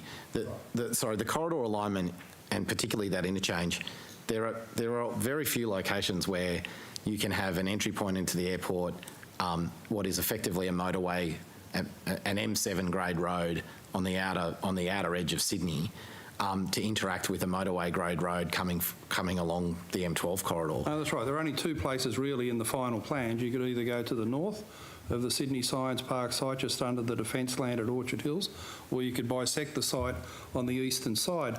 Are you aware on the 11th of December 2015, Jeremy Spinack of Celestino emailed Jeff Carl at the Corridor Reservation of Transport for New South Wales, lobbying for Outer Sydney orbital routes well away from the Sydney Science Park? He wanted it to pass through the defence land at Orchard Hills, and he said, and I quote, "There would be great merit in discussing the matter with the Federal Minister for Defence, who is aware and supportive of the Sydney Science Park project." Were you involved in those meetings to try and get it go through the defence land under the guidance of the then Minister for Defence? No. Completely unaware? Well, any landowner can engage in that type of, in fact, based on what you've just presented there, it sounds to me like any landowner who's been engaged by Transport around future corridor planning. Jeff Cale was a person who was leading that work for the Department of Transport, and he was heavily engaged with people in that community at the time. Had no discussion with the Minister for Defence about this proposal? No. No. Okay. Mr. Field, the last 5 minutes. Thank you, Chair. Minister, I might just go back to this issue of limitation of liability. This document, I'm sure you've seen it, Water New South Wales is seeking an amendment to its enabling legislation to provide a complete statutory limitation of liability to the operator and its employees.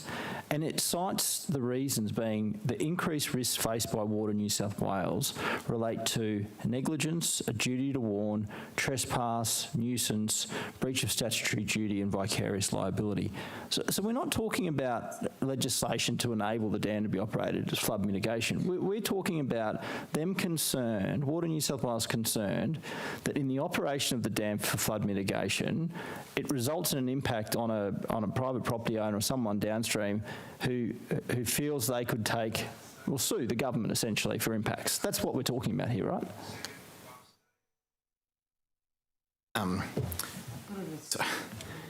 The legislation will... These two things are not separate, Mr. Field. Once you change the operating requirements of the dam, both the operating arrangement and the liability associated with that need to be covered in legislation. This dam's about reducing flood risk, you say, but landholders downstream are now left in a situation where you're saying, we're so confident about the flood mitigation capacity of this dam that we want to remove your ability to sue the government for any impacts if we get its management wrong. The operating requirements of the dam will require you to hold water back.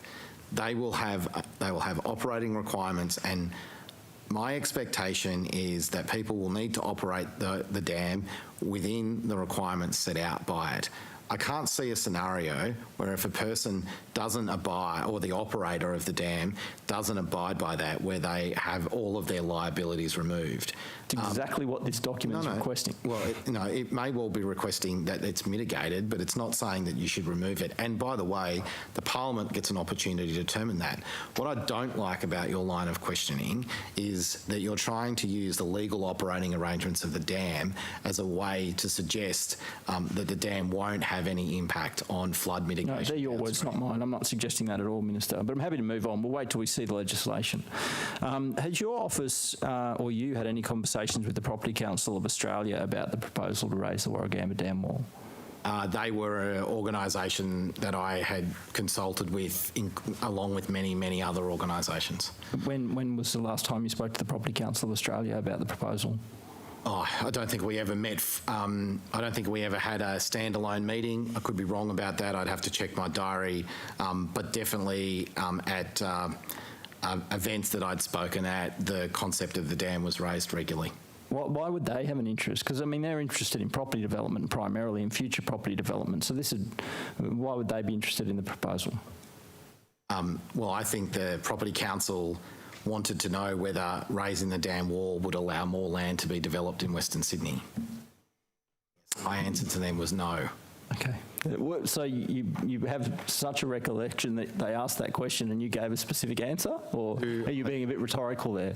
No, I recall regularly telling property developers that raising the dam wall won't change the 1 in 100 flood level from a planning perspective, because it makes absolutely no sense to mitigate against floods and then increase the risk by putting more development in areas that we already know are at risk. Yeah, I think that there's some forecasts for some of that. But have you or Infrastructure New South Wales staff discussed potential funding assistance for the project with any Commonwealth official or agency? Yes, we have written to the Commonwealth indicating that this is a project that the New South Wales Government would like to proceed on, and we would like to talk to them about the prospect of them funding parts of the dam. When did you write to them? I don't know the exact date. It was sometime in the recent months. Can you provide that letter? I will take on notice about whether I would provide you that correspondence. Well, why wouldn't you provide that correspondence? I said I'd take it on notice. Okay. Do you recall how much money you were asking for? We haven't had a discussion with the Commonwealth about what their funding contribution would be, only at this stage that we would like to talk to them about a funding contribution. Who within the Commonwealth was it sent to?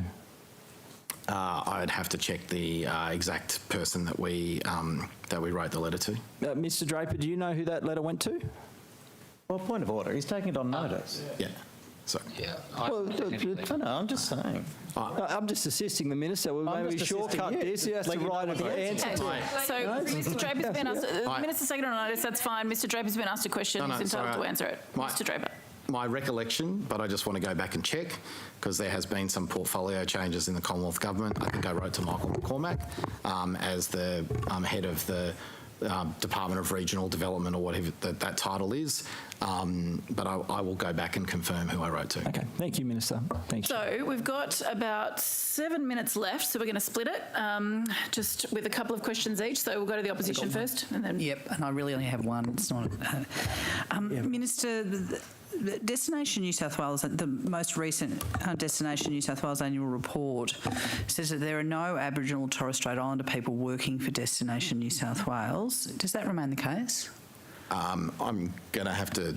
I will take that on notice. I don't know every single employee within Destination New South Wales, but I will take that on notice and come back. Sure. I mean, the reason that I'm asking is just that obviously there's an Aboriginal tourism plan.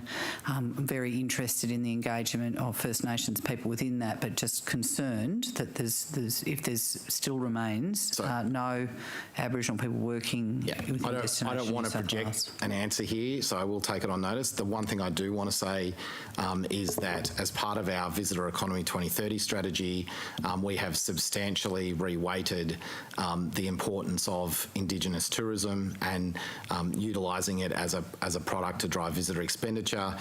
It performed incredibly well in the research that we did with both visitors and across industry.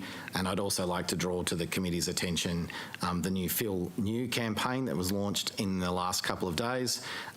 Visually, there was quite a substantial, probably the strongest. That's not the point that I'm making.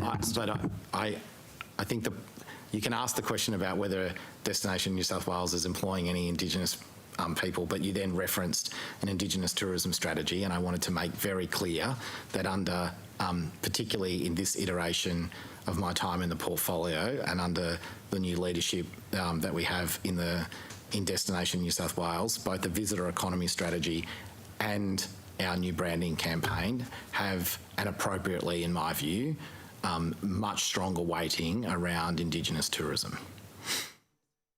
Latham.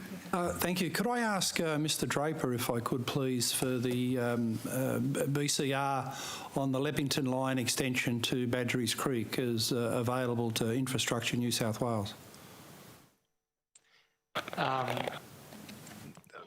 Mr Latham, I don't believe that there is such an assessment yet from Leppington to Badgerys Creek. That's the project. The southwestern line extension that's been planned for a decade or more. Yeah, I don't believe that's reached the stage where a BCR has been calculated.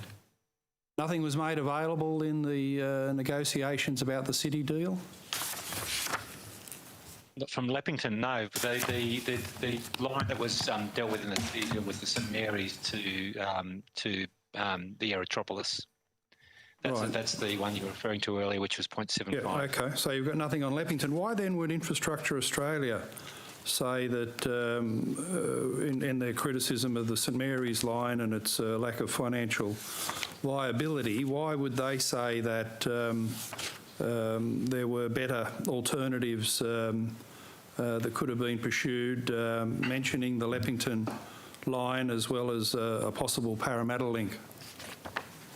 Yeah, look, they may have a view about those options, but I don't believe it went to the stage of there's been any option that's gone to the stage of having a full business case and a BCR calculated.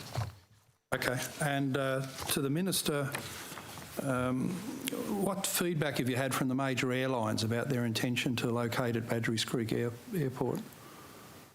Well, I'm not. I've had pretty positive feedback about the capacity for the airport to add additional capacity to Sydney. I think most major airlines have indicated that they're concerned about long-term capacity at Sydney given its restricted operating model. So knowing that you'll be able to continue to grow your opportunities here in Sydney has been well received. I've had a number of good quality conversations with the domestic carriers about them flying into Western Sydney Airport.